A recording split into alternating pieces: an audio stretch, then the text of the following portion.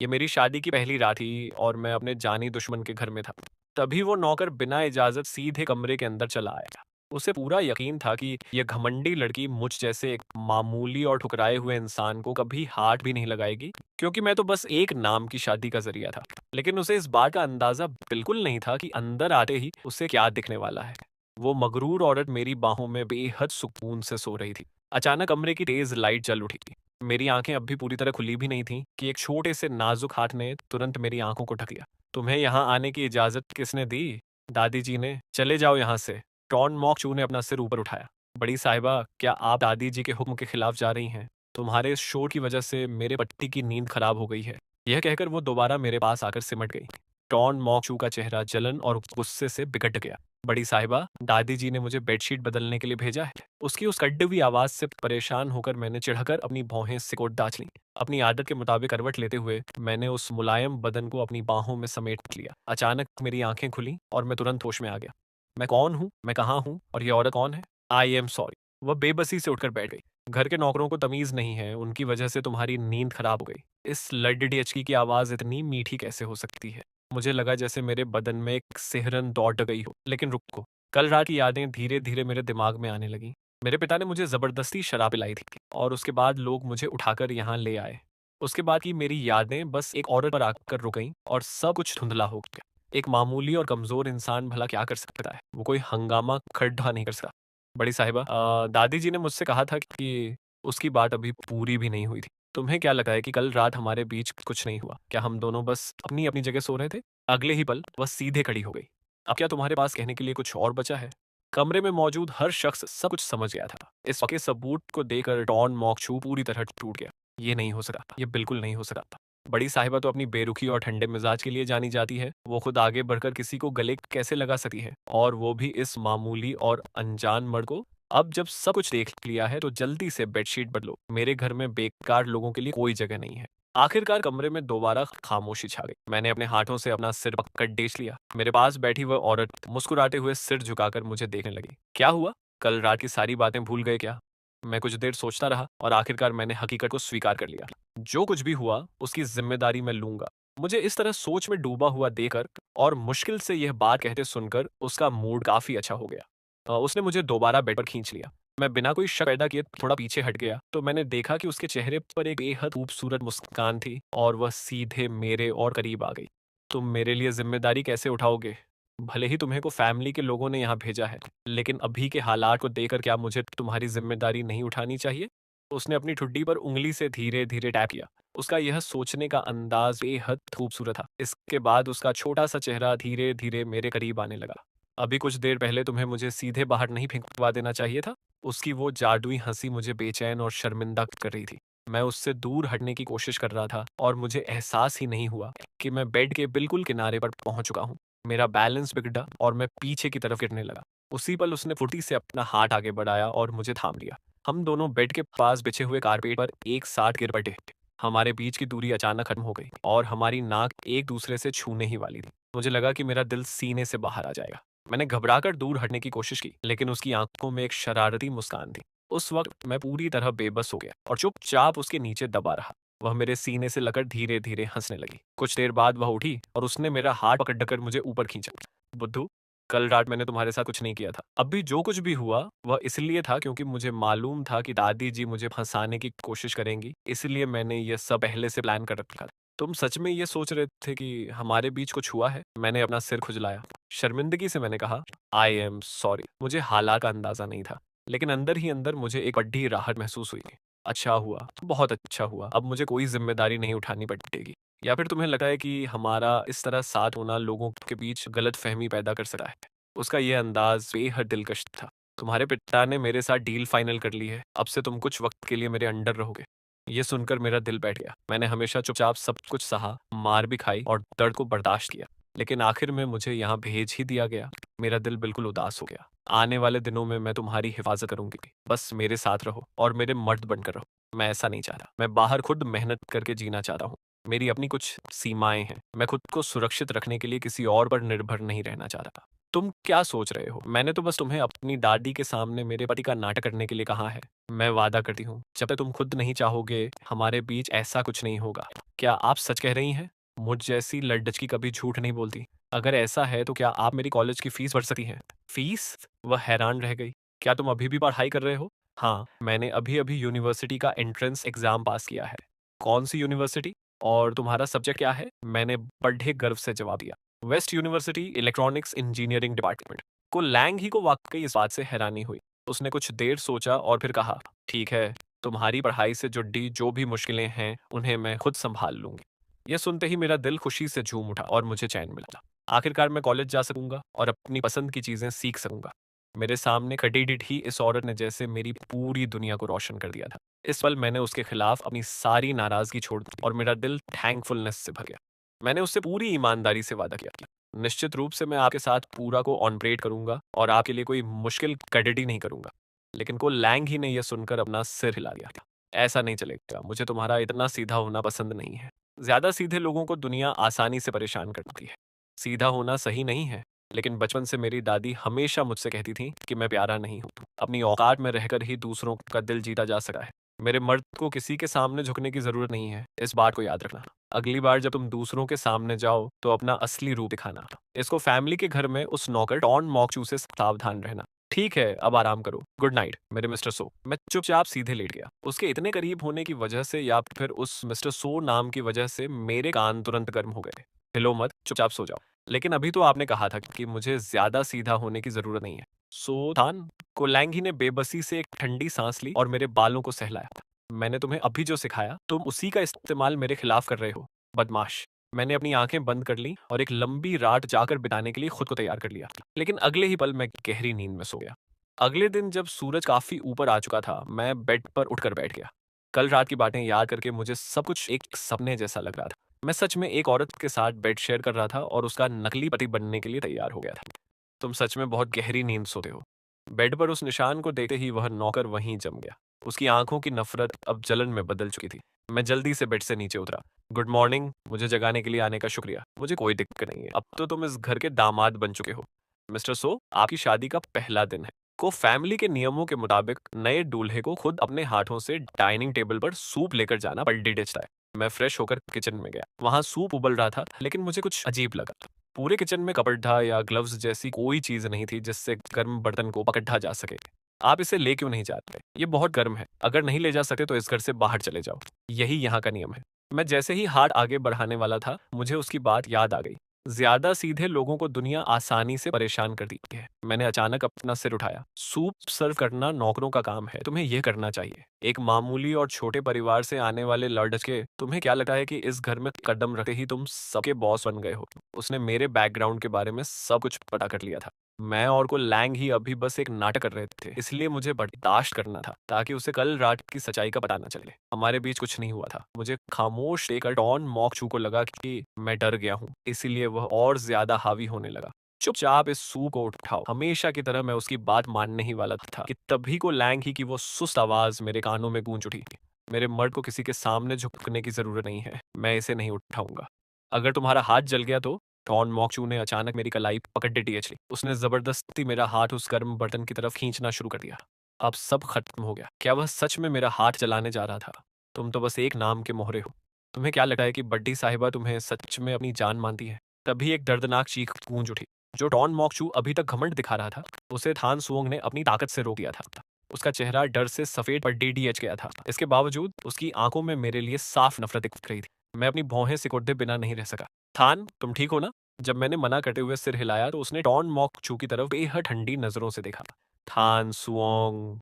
थान सुओंग ने बिना किसी एक्सप्रेशन के टॉन मॉकचू को छोड़ दिया। बड़ी साहिबा, ये दादी जी का भेजा हुआ आदमी है। इसके हाथ साफ नहीं है, इसे वापस भेज दो। थान सुओंग की आवाज में कोई फीलिंग्स नहीं थी, लेकिन अंदर ही अंदर वह खुश थी। मिस्टर टॉन, प्लीज आप यहाँ से जा सकते हैं। टॉन मॉकचू ने गुस्से से थान सुओंग की तरफ देखा। मैं वापस नहीं जाऊंगा। वह फर्श पर गिर पड़ा। मैंने नीचे देखा, उसका हाथ मेरी कमर पर था और मुझे अपने बदन में एक अजीब सी गर्माहट महसूस हुई। ऐसे लोग असल में बस इतने ही कमजोर होते हैं। मैंने दादी जी का भरोसा जीतने के लिए कितनी मेहनत की थी ताकि यहाँ आकर को लैंग ही पर नजर रख सकूं। अगर मुझे यहां से निकाल दिया गया तो सब कुछ खत्म हो जाएगा। मुझे इस घर से बाहर निकाल दिया जाएगा। नहीं, मैं इस हार को स्वीकार नहीं कर सकता। बड़ी साहिबा, अगर आपने मुझे वापस भेजा तो दादी जी मुझे नौकरी से निकाल देंगी, मुझे मालूम है। लेकिन इससे मेरा क्या लेना देना? वैसे अभी तुमने कुछ कहा था ना? तुमने कहा था कि मैं थान को अपनी जान नहीं मानती, सही कहा ना? बाहर लोग कहते हैं कि को फैमिली की बड़ी बेटी का मिजाज पल पल में बदलता है। वह बेहद जिद्दी है और हमेशा अपनी मर्जी की मालिक है। उसके विदेश में रहने के दिनों को लेकर भी कई तरह की बातें मशहूर थीं। बड़ी साहिबा, मैं दादी जी का आदमी हूं। आपको मुझे निकालने का कोई हक नहीं है। उसका यह रूप देखकर मेरा बदन अनजाने में ही कांप उठा। क्या तुम मुझसे डरते हो? मुझे खुद नहीं पता था, लेकिन मैं उसके अंदर से निकलने वाले उस खतरे को महसूस कर सकता था। मुझे बचपन की एक बात याद आई जब मैंने एक बिल्ली पाली थी। एक बार जब एक कुत्ता उसे परेशान कर रहा था तो मैंने डंडे से उस कुत्ते को भगा दिया था। उसके बाद से वो बिल्ली मुझे देखकर हमेशा छिप जाती थी। बाद में वह दादी जी की पालतू बिल्ली बन गई और उनके पास जाकर लाड जताने लगी। उसने अपना सिर उठाया और मेरे चेहरे की तरफ देखा। इस लाड डेचके के अंदर भी शायद एक छुपे हुए शिकारी की फितरत है। मैं एक ही गलती दोबारा कभी नहीं दोहराऊंगी। मैंने उसकी नजरों को महसूस किया और अपना सिर झुकाकर सीधे को लैंग ही की तरफ देखने लगा। मेरी आंखों में कोई डर या भीख नहीं थी, बस एक अजीब सी उलझन थी। उसका दिल एक पल के लिए तेजी से धड़का। मैं बस चुपचाप खद्दा रहा। वह अपने पैरों की उंगलियों पर थोड़ी ऊपर उठी और उसने धीरे से मेरे गाल को छू लिया। को लैंग ही का चेहरा हल्का सा लाल हो गया। मुझे एहसास हुआ कि अचानक मेरी जिंदगी में आया यह मर्द मेरी सोच से कहीं ज्यादा स्पेशल है। वह न सिर्फ मेरे गुस्से को शांत कर सकता है, बल्कि उसके साथ रहने से मुझे एक अजीब सा सुकून मिलता है। शायद मुझे सच में उससे प्यार होने लगा है। अगर वह भी मेरे साथ पूरी ईमानदारी से रहने के लिए तैयार है, तो मैं इस रिश्ते को हमेशा संभाल कर रखूंगी। तभी को लैंग के पास मान क्यू का एक वीडियो कॉल आया। क्या तुम आज रात आ रही हो? मेरी बहन वापस आ गई है। इनर अपने साथ एक बेहतरीन वाइन की बोतल लाई है और उसने कहा है कि आज रात हम इसे ओपन करेंगे। क्या तुम आओगी? मान क्यू ने को लैंग ही की तरफ थोड़ा मजाकिया अंदाज में देखा। तुम सच में बहुत बदल गई हो। को लैंग ही मुस्कुराई और उसने फोन काट दिया। फिर उसने मुझसे लापरवाही से पूछा, क्या तुम मुझसे डरते हो? मैंने अपना सिर झुका लिया और समझ नहीं आया कि क्या जवाब दूं। मैं बेवकूफ नहीं हूं। मुझे मालूम है कि को लैंग ही मुझसे क्या सुनना चाहती है, लेकिन फिर भी मैं खुद को पूछने से नहीं रोक पाया, क्या मेरे लिए सच बोलना जरूरी है? को लैंग ही मेरी इस बात पर हंस पड़ी और उसने मेरा हाथ पकड़ खींच लिया। क्या हुआ? क्या तुम अभी भी मुझसे झूठ बोलना चाहते हो? मुझे सच में ये मर्द पसंद आने लगा है। उसे अपने पास रखना बुरा नहीं है, लेकिन शर्त यह है कि उसे उस बिल्ली की तरह नहीं बनना चाहिए। मुझे डर है कि क्या मुझे इस बुद्धू को एक और मौका देना चाहिए या नहीं। उसकी आंखों की गहराई में एक पल के लिए ठंडी खामोशी छा गई, लेकिन अगले ही पल मैंने खुद आगे बढ़कर उसके छोटे से हाथ को मजबूती से थाम लिया। मैं पूरी कोशिश करूंगा कि आगे से आपसे न डरूं। को लैंग ही एक पल के लिए हैरान रह गई। वह मुझसे डरता है लेकिन न डरने की पूरी कोशिश करेगा? यह भला कैसा जवाब हुआ? उसे काफी देर तक खामोश देखकर मुझे लगा कि शायद वह नाराज है।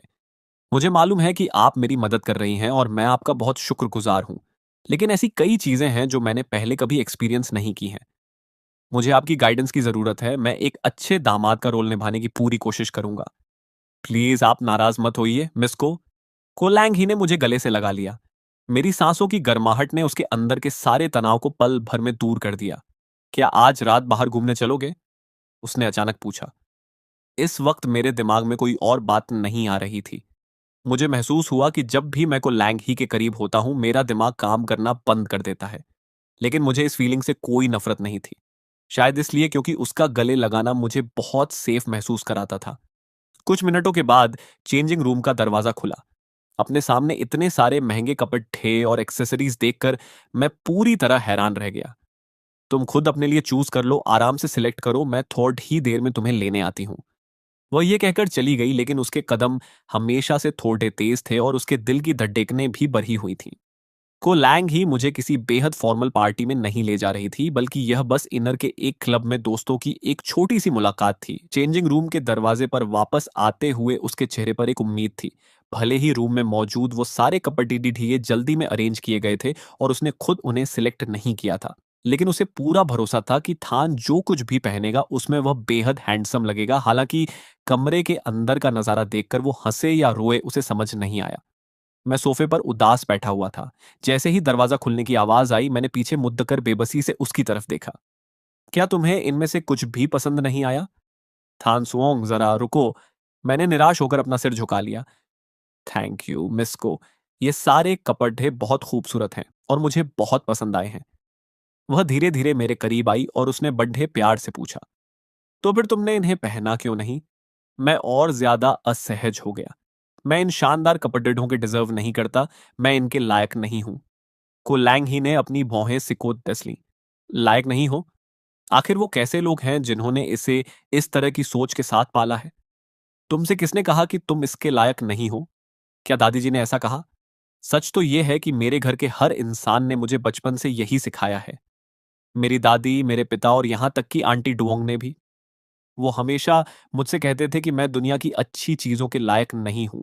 वो कहते थे कि एक मर्द को खुद के दम पर मजबूत होना चाहिए, उसे इन बाहरी और दिखावे की चीजों की जरूरत नहीं है। इसलिए बचपन से ही मैंने खुद को समझाया कि मुझे हमेशा सबकी बात माननी चाहिए और दूसरों को खुश रखना चाहिए। मैं खुद को इन महंगी चीजों के लायक नहीं समझता था, इसलिए मैंने कभी हुआ चिंकीत के साथ किसी चीज के लिए मुकाबला नहीं किया। अगर तुम्हारे जैसा हैंडसम मर्द भी इन कपड़ों के लायक नहीं है, तो इस दुनिया में कोई भी इन कपड़ों को पहनने के लायक नहीं है। तुम इसके हकदार हो। अगर तुम नहीं तो और कौन होगा? थैंक यू मिस को, मैं समझ गया। नहीं, तुम कुछ नहीं समझे। तुम दिखने में इतने हैंडसम हो और तुम्हारा नेचर भी कितना अच्छा है। तुम इतने हैंडसम हो कि मुझे तुमसे पहली नजर में ही प्यार हो गया। कोलैंग ही मुझसे ये सारी बातें कहना चाहती थी, लेकिन वह अच्छी तरह जानती थी कि इतने सालों के दबाव की वजह से मेरे दिमाग में जो हीन भावना बैठ चुकी है, वह बस कुछ बातों से दूर नहीं होने वाली। और वह इस तरह की फिल्मी और रोमांटिक बातें करने में माहिर भी नहीं थी, इसलिए वह खामोश रही। इसे ट्राई करके देखो, उसने मुस्कुराते हुए मुझसे पूछा। मेरे सिर हिलाने के बाद कोलैंग ही समझदारी दिखाते हुए पीछे मुड़ गई। क्या यह पसंद आया? कौन सा वाला? मिस को की चॉइस बहुत अच्छी है। ये ड्रेस बहुत कंफर्टेबल और साफ सुथरी है। ये एक ऐसा स्टाइल है जो मैंने पहले कभी नहीं पहना। लेकिन मेरी दादी हमेशा कहती थी कि अगर मैं ऐसे कपड़े ढीले पहनूंगा तो बहुत बुरा दिखूंगा। वो कहती थी कि मैं कुछ भी पहन लूं, कभी राजकुमार जैसा नहीं लग सकता। मैं को लैंग ही के मुंह से अपने लिए ऐसी बातें नहीं सुनना चाहता था, इसलिए मैंने बहाना बनाते हुए कहा कि मैं साइड वाले रूम में जाकर अपने कपड़े के चेंज कर लेता हूं। वो डार्क कलर की टी शर्ट जो तुम पहनकर यहाँ आए थे वो गंदी हो चुकी है, और तुम्हारे रोज पहनने वाले कपड़े यहाँ कोई लेकर भी नहीं आया है। यह कहकर उसने मेरा हाथ पकड़ा और मुझे शीशे के सामने ले गई। तुम खुद शीशे में देखो कि तुम कितने हैंडसम लग रहे हो। वह लड्डेचको की तारीफ करने में ज्यादा अच्छी नहीं थी। ये कहते हुए उसके चेहरे पर थोड़ी हिचकिचाहट साफ दिख रही थी। मैंने शीशे की तरफ देखा और उसमें दिख रहे इंसान को हैरान होकर निहारने लगा, जबकि उसकी नजरें पूरी तरह मुझ पर टिकी हुई थीं। वह बहुत खूबसूरत थी और शीशे में दिख रहे मेरे अक्स को बेहद संजीदगी से देख रही थी। क्या वह सचमुच यह मानती है कि मैं इस सब के लायक हूं? यह सोचते ही मेरा ध्यान खुद पर गया और मेरे चेहरे पर एक हल्की सी मुस्कान आ गई। मुझे पहली बार महसूस हुआ कि मैं मिस कुक के चुने हुए इन कपड़ों के सचमुच लायक हूं। मिस को, क्या आप मेरे लिए शूज सिलेक्ट करने में भी मेरी मदद कर सकती हैं? कोलैंग ही अपने पैरों पर थोड़ी ऊपर उठी और उसने मेरे गाल पर एक छोटा सा किस किया। यह तुम्हारी मदद के बदले मेरा थैंक यू गिफ्ट है। तुम्हारे अलावा इस दुनिया में किसी की इतनी हिम्मत नहीं है जो मुझसे इस तरह के काम करवा सके। लेकिन जब उसने देखा कि मैं हैरान होकर अपना गाल छिपा रहा हूं, तो वह खिलखिलाकर हंस पड़ी। सब कुछ सेट होते होते रात हो चुकी थी, लेकिन को लैंग ही को कोई जल्दी नहीं थी। उसने तो थान सोंग से कहकर एक हेयर स्टाइलिस्ट को भी बुला लिया ताकि वह मेरे बालों को सेट कर सके। मिस को सब हो गया है। को लैंग ही ने कंप्यूटर से अपनी नजरें हटाई और जब उसने मुझे पूरी तरह तैयार देखा, तो उसकी आंखों में एक हैरान करने वाली चमक आ गई। थान, तुम बहुत हैंडसम लग रहे हो। पता नहीं क्यों जब भी को लैंग ही मेरी तारीफ करती थी, मुझे उसकी हर बात सच लगने लगती थी। पहले जब भी हुआ चिंकीत का बर्थडे होता था, तो घर पर हमेशा स्टाइलिस्ट आकर उसके बाल सेट करता था और वह महंगे कस्टमाइज्ड सूट पहनता था। मैं उस वक्त बस दूर से देखकर यह सब विश करता था। थान, चलो चलें। मिस्को ने मेरे लिए जो कपटीटीट है और शूज चुने थे, वो बहुत ही क्लासिक थे और मेरी गड्डी भी बहुत शानदार थी। मुझे बहुत ज्यादा ऊंचे सपने नहीं देखने चाहिए, वरना लोग मुझसे नफरत करने लगेंगे। मैं बार बार खुद को यही समझा रहा था। इसी सोच में डूबे होने की वजह से मैं को लैंग ही की बात ठीक से नहीं सुन पाया। वहां जाकर उस मान क्यू नाम की लाड डिकी के ज्यादा करीब मत जाना। जैसे ही हमने वीआईपी रूम का दरवाजा खोला, एनर शैंपेन की बोतल ओपन कर रही थी। देखते ही देखते शैंपेन का झाग सीधे को लैंग ही के कपड़ों पर जाकर गिरा और वह पूरी तरह भीग गई। लैंग ही, तुम आ गई। को लैंग ही ने मुझे सहारा दिया और मैं साइड वाले सोफे पर बैठ गया। इस कम कैपेसिटी वाली लार्ज की एनर को इतनी शराब किसने पिलाई? इसे इस कदर नशे में धुत कर देना भी अपने आप में एक टैलेंट है। वहां मौजूद भिड्डेज को लैंग ही के कपड़ों को खराब होते देख रही थी, लेकिन किसी की कुछ बोलने की हिम्मत नहीं हुई। मुझे उस वक्त सीधे जाकर उसके सामने खड्डीडे नहीं हो जाना चाहिए था क्या? अब मुझे क्या करना चाहिए? मैंने तुरंत अपना कोट उतारा, आगे बढ़ा और उसे उसके कंधों पर डाल दिया। मेरा यह फैसला बहुत क्विक था और अपना काम करके मैं तुरंत एक तरफ जाकर खड़ीडीता हो गया। कमरे के एक कोने में बैठी एक औरत जोर से हंस पड़ती। क्या ये को फैमिली की बड्डी बेटी का नया पेट है? को लैंग ही ने अपनी भौहें सिकोट डाली, लेकिन उसने कोई पलटवार नहीं किया, बस एक बार मुद्दा कर मुझे देखा। मैंने ऐसा नाटक किया जैसे मैंने कुछ सुना ही ना हो, और मैं चुपचाप एक कोने में खद्दा रहा। मान क्यों? तुम अब हद पार कर रही हो। वह मुझे अपने पास बिठाना चाहती थी, लेकिन मैंने धीरे से उसका हाथ हटा दिया।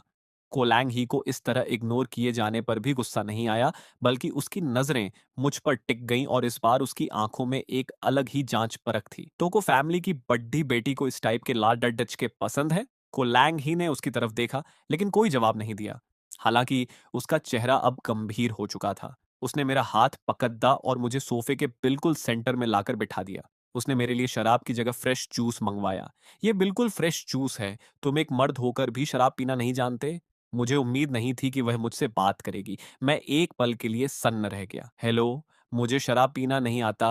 मान क्यू ने जब मेरा चेहरा करीब से देखा, तो उसने को लैंग ही की तरफ देखकर अजीब सा मुंह बनाया। इतना हैंडसम लड़के का तुम्हारे हाथ लग गया, ये तो सरासर बर्बादी है।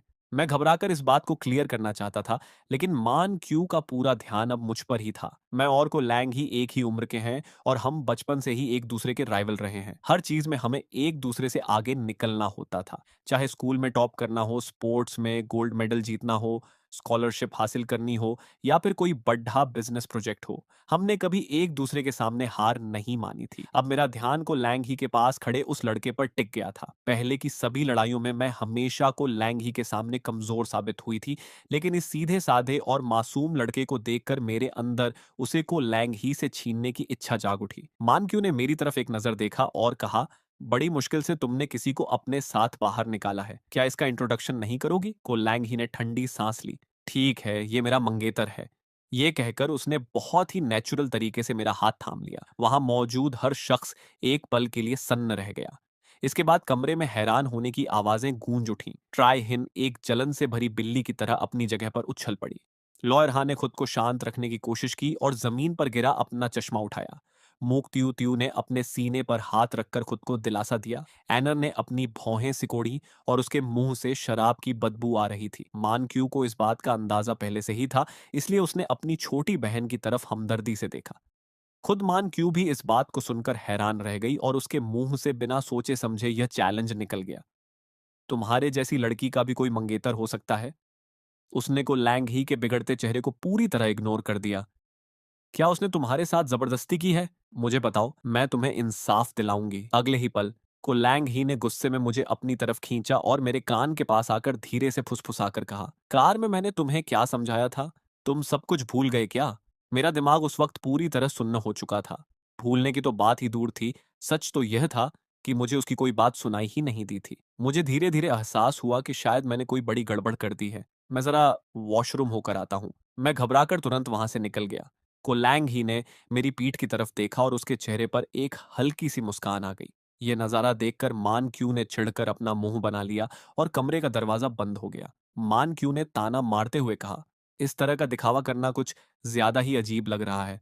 खुद को और शर्मिंदा मत करो। बचपन से साथ पले बड़े दोस्तों के सामने ये पहली बार था जब को लैंग ही सच में बहुत ज्यादा गुस्से में थी। लेकिन मान क्यू ने अपने लाल होंठों को सिकोड़ते हुए कहा, शर्मिंदगी? बस ये देखना है कि क्या तुम खुद को साबित करने का कोई मौका देती हो या नहीं। मुझे इस बात का बिल्कुल अंदाजा नहीं था। मेरे जाने के बाद कोलैंग ही मुझे प्रोटेक्ट करने के लिए मान क्यू से लगभग भिड़ गई थी। मैं वॉशरूम में आ गया। पिछले कुछ दिनों से मैं बहुत ज्यादा कमजोरी महसूस कर रहा था, सिर घूम रहा था और मेंटल कंडीशन भी ठीक नहीं थी।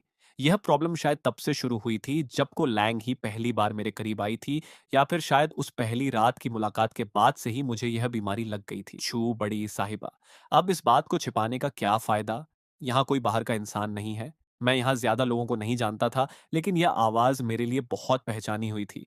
ये हुआ चिंकीत था। कल तुम्हारी सगाई होने वाली है ना? हाँ, इसीलिए तो सगाई से पहले मैं अपनी बैचलर लाइफ के इस आखिरी वक्त को पूरी तरह एंजॉय करना चाहता हूँ। हुआ चिंकीत तो आंटी ह्यान की बेटी को पसंद करता था। तो फिर वह यहाँ क्या कर रहा है? क्या मुझे कोई गलतफहमी हुई है? मैंने अपनी मुट्ठियां भींच लीं और सांस रोककर धीरे-धीरे वॉशरूम के केबिन की तरफ बढ़ा। लेकिन जैसे ही मैं करीब पहुंचा, मेरे पैरों तले जमीन खिसक गई। मैंने अपने मुंह पर हाथ रखने की कोशिश की, लेकिन मेरी हैरान करने वाली चीख रुक नहीं पाई। वहां कौन है? मैं मुड़कर भागना चाहता था, लेकिन केबिन का दरवाजा जोर से खुला। हुआ चिंकीत बस मेरे करीब पहुंचने ही वाला था। तुम यहाँ क्या कर रहे हो? हुआ चिंकीत चिल्लाया, और उसकी आंखों में मेरे लिए नफरत और गुस्सा साफ दिख रहा था। क्या तुम इस इंसान को जानती हो? ये बस एक मामूली और बेकार सा लड़का है। मिस चू, आप फिक्र मत कीजिए। आज रात की बात ये बाहर किसी से कहने की हिम्मत नहीं करेगा। लेकिन ये लड़का दिखने में काफी अच्छा है। चू मोंग दी को असल में मुझे पसंद करना चाहिए था, लेकिन इस लड़के को देखते ही वह उसकी तरफ अट्रैक्ट हो गई।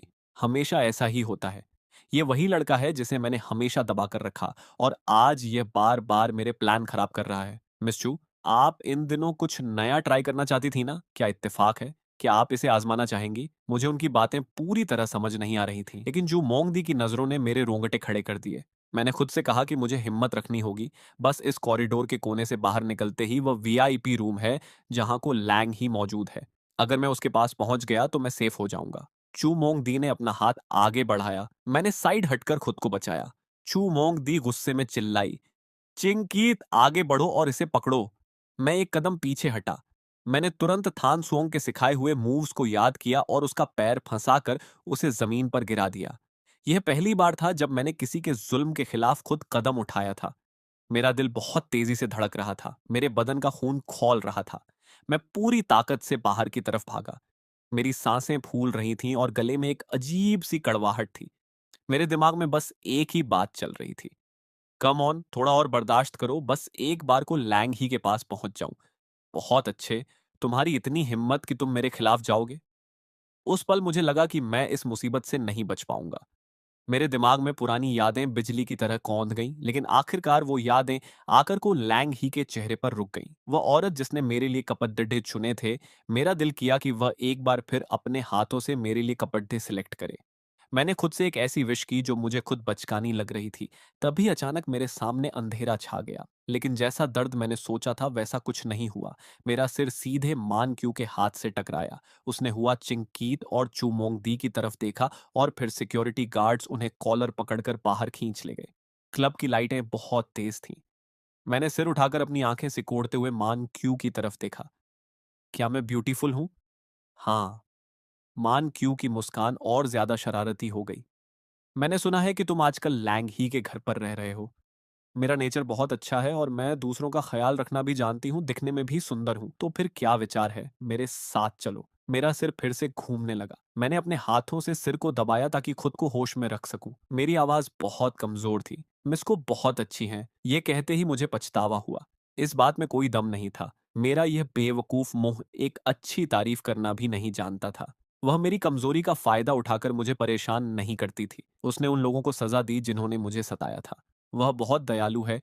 उसने कभी मुझ में कोई कमी नहीं निकाली, बल्कि मेरे लिए बहुत प्यार से कपड़े भी चुने। मेरी यह बात सुनकर किसी का भी दिल पिघल जाता। और वहां को लैंग ही भी आ चुकी थी, जो मुझे ढूंढ रही थी। उसने मान क्यू को मेरे साथ यह हरकत करते हुए देख लिया था, और उसका चेहरा गुस्से से लाल हो गया। वह जोर से चिल्लाई, उसे छोड़ो। वाह, ऐसा लगता है कि तुमने अभी तक इसका दिल पूरी तरह से नहीं जीता है। देखो, ये तो किसी को मारने के लिए हाथ भी उठा सकता है। जरा देखो, को लैंग ही ने तो बिल्कुल भी ताकत का इस्तेमाल नहीं किया। मैं हमेशा खुद को मजबूत बनाने की कोशिश कर रहा था। मेरा दिमाग बहुत उलझा हुआ था, और मुझे समझ नहीं आ रहा था कि क्या कहूँ। मैंने मान क्यू की बातों पर ध्यान नहीं दिया। बस मेरे कानों में को लैंग ही की वो प्यारी आवाज गूंज रही थी, बुद्धू। जब हम घर पहुंचे तो मैं थकान की वजह से सो गया था। उसने नौकरों से कहकर मुझे कमरे में भिजवा दिया। जब वह किसी को मेरा मुंह साफ करने के लिए बुलाने वाली थी, तभी दरवाजे पर थान सुओंग की दस्तक हुई। बड़ी साहिबा, सब कुछ पता चल चुका है, बताओ। पूरी कहानी सुनने के बाद को लैंग ही का चेहरा बर्फ की तरह ठंडा हो गया और उसने अपने होंठ भींच ली। उसने खामोशी से मुझे सोते हुए देखा और उसकी भौहें सिकुड़ गईं। थान को इतनी बड़ी मुसीबत का सामना करना पड़ा, फिर भी उसने मुझसे एक शब्द नहीं कहा। उसकी यह खामोशी सच में दिल को दुखाने वाली थी। बड़ी साहिबा, क्या मुझे जाकर उन्हें एक बार वार्निंग देनी चाहिए? इसकी कोई जरूरत नहीं है। सिर्फ बातों से वार्निंग देने का कोई फायदा नहीं होता, उसका कोई असर नहीं होगा। उन जानवरों को अपनी गलती का एहसास होना ही चाहिए। जब मेरी दोबारा आंख खुली तो दोपहर ढल चुकी थी। मैंने अपने भारी सिर को धीरे से सहलाया। आजकल मैं कुछ ज्यादा ही सो रहा था। मुझे लगा जैसे मैं अपनी जिंदगी का बहुत सारा वक्त खो रहा हूँ। मैं सीढ़ियों से नीचे उतरा तो देखा कि को लैंग ही घर पर नहीं। मैनेजर अंकल ट्रान हॉल में खड़े थे। मुझे देखते ही वह आगे बढ़े और बहुत सम्मान के साथ बोले, मिस्टर सो, बड़ी साहिबा किसी काम से बाहर गई हैं। जाने से पहले उन्होंने मुझे आपका खास ख्याल रखने का हुक्म दिया था, तो फिर मुझे अंकल ट्रान को थोड़ी तकलीफ देनी पड़ेगी। हाँ हाँ हाँ, अब समझ आया कि बड़ी साहिबा आपको इतना पसंद क्यों करती है। अंकल ट्रान ने अपनी आधी से ज्यादा जिंदगी गुजार दी है और इस दुनिया में न जाने कितने लोगों को देखा है, लेकिन आप जैसा तहजीब वाला और संस्कारी लड़का आज के दौर में मिलना बहुत मुश्किल है। और आपकी यह सादगी और सीधापन बिल्कुल सच्चा है। क्या मिस को मुझे सच में इतना पसंद करती है? मैंने तो आज तक बड़ी साहिबा को किसी के लिए इतना परेशान होते नहीं देखा। वह मुझे लेकर बैकयार्ड की तरफ बढ़े। वहां पेड़ के नीचे एक आरामदायक आराम कुर्सी, लेजी चेयर रखी हुई थी। जाइए, इस पर बैठकर देखिए। मैंने बड़ी खुशी से पूछा, क्या मैं सच में इस पर बैठ सकता हूँ? बिल्कुल, ये कोना खुद बड़ी साहिबा ने अपने हाथों से खास तौर पर आपके लिए ही डिजाइन करवाया है। खास तौर पर मेरे लिए। लेकिन अगले ही पल मेरे अतीत की हीन भावना एक बार फिर मुझ पर हावी हो गई। मेरी आंखें फिर से उदास हो गईं और मैंने मन ही मन सोचा, मुझ जैसे मामूली इंसान को भला इतनी अहमियत कैसे मिल सकती है। यकीनन अंकल ट्रान बस मेरा दिल रखने के लिए मुझसे यह मीठी बातें कह रहे हैं। अंकल ट्रान ने एक ही नजर में मेरे दिल की बात पढ़ ली। वह मुझे दिलासा देना चाहते थे, लेकिन फिर उन्होंने सोचा कि यह बात खुद को बड़ी साहिबा को ही थान को समझानी चाहिए, इसलिए उन्होंने बात का टॉपिक बदल दिया। बड़ी साहिबा बचपन में बहुत नटखट और स्मार्ट थी। उनका नेचर भी बहुत एक्टिव था। उस वक्त उन्हें प्यारी चीजें बहुत पसंद थीं। घर के सारे पेट्स और कुत्ते बिल्लियों का वो बहुत अच्छे से ख्याल रखती थीं। मैं उनकी बातें बहुत ध्यान से सुन रहा था। इसी दौरान बाहर गेट पर एक कार के हॉर्न की आवाज गूंजी। ऐसा लगा जैसे मैन हाउस से लोग आ गए थे। लगता है वो आपको मैन हाउस ले जाने के लिए आए हैं। वहां वो लोग आपसे कुछ भी कहें, आप बस अपने विवेक से फैसला करना। जी ठीक है, थैंक यू अंकल ट्रान, याद दिलाने के लिए। मेरा यह आसान मानना देकर अंकल ट्रान के दिल में एक हल्की सी घबराहट हुई। उन्होंने तुरंत को लैंग ही को इन्फॉर्म किया, बड़ी साहिबा, मिस्टर सो को दादी जी के आदमी अपने साथ ले गए हैं। मैंने पहले ही सुन रखा था कि को फैमिली इस शहर का सबसे बड़ा और रईस खानदान है। उनका बैकग्राउंड बहुत मजबूत है और उनका बिजनेस पूरे वर्ल्ड में फैला हुआ है। यहाँ तक कि को लैंग ही, जिसे लोग इस परिवार में ज्यादा अहमियत नहीं देते थे, उसके पास भी इतना शानदार विला था। मुझे लगा था कि को फैमिली का मेन हाउस और भी ज्यादा आलीशान और भव्य होगा, लेकिन मेरे सामने जो पुराना और ट्रेडिशनल महल जैसा घर था, उसे देखकर मैं हैरान रह गया। मिस्टर सो, हम पहुंच गए हैं। मेरा दिल बहुत तेजी से धड़क रहा था। मैंने उस आदमी से पूछा कि क्या मिस को भी यहां आ रही हैं, लेकिन उसने मुझे कोई जवाब नहीं दिया। मैं थोड़ा असहज हो गया, अपना सिर झुकाया और चुपचाप उस रास्ता दिखाने वाली औरत के पीछे पीछे आगे बढ़ने लगा। दादी जी, वो आ गया है। रास्ता दिखाने वाली औरत ने यह कहा और एक तरफ हट गई। पूरे आंगन में सन्नाटा पसरा हुआ था। मैं दरवाजे पर खड़ा था। मेरा दिल धक धक कर रहा था। मैंने एक गहरी सांस ली और खुद को शांत किया। इस वक्त मैं को लैंग ही के मंगेतर के रूप में यहाँ आया हूँ। मुझे बिल्कुल भी कमजोर नहीं पड़ना है और ऐसा कुछ नहीं करना जिससे उसकी बदनामी हो। पता नहीं कितना वक्त गुजर गया। अंदर आओ। उस हॉल के सबसे अंदर एक प्रेयर रूम था। दादी जी बिल्कुल बीच में बैठकर मंत्रों का जाप कर रही थी। मैंने पास में ही रखे एक खाली आसन, कुशन को देखा। धीरे धीरे आगे बढ़ा और घुटनों के बल बैठ गया, लेकिन वहां जमीन पर कोई कालीन नहीं था, बल्कि बहुत ही खुरदरी और सख्त टाइल्स थी। मैं इस बात के लिए बिल्कुल तैयार नहीं था। जैसे ही मेरे घुटने जमीन से छुए, उस कड़कपन की वजह से मेरे पैर सुन्न होने लगे और उनमें तेज दर्द होने लगा। मैंने अपने दांत भींचे और खुद को सीधा रखने की कोशिश की। पहले जब मैं अपनी दादी के साथ रहता था, तो वह भी मुझे अक्सर प्रेयर रूम में बैठकर धार्मिक ग्रंथ लिखने की सजा देती थी। धीरे धीरे मुझे वो सारे मंत्र जुबानी याद हो गए थे। अब अपने घुटनों के उस असहनीय दर्द से ध्यान भटकाने के लिए मैं मन ही मन उन मंत्रों का पाठ करने लगा। इधर दादी जी का ध्यान भी पूरी तरह प्रार्थना में नहीं था। वह अपनी तिरछी नजरों से लगातार मुझे ही देख रही थी।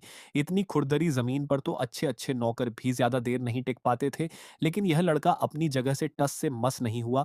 यहां तक कि उसके चेहरे पर शिकन तक नहीं आई। तुम काफी सहनशील हो। दादी जी ने मंत्र पढ़ना बंद किया और धीरे से अपनी आंखें खोली। असल में हम जिस लड़के को यहाँ लाना चाहते थे वह हुआ फैमिली का बड़ा बेटा था, लेकिन धोखा देकर तुम्हारी जगह उसे भेज दिया गया। तुम बताओ, मुझे हुआ फैमिली को क्या सजा देनी चाहिए?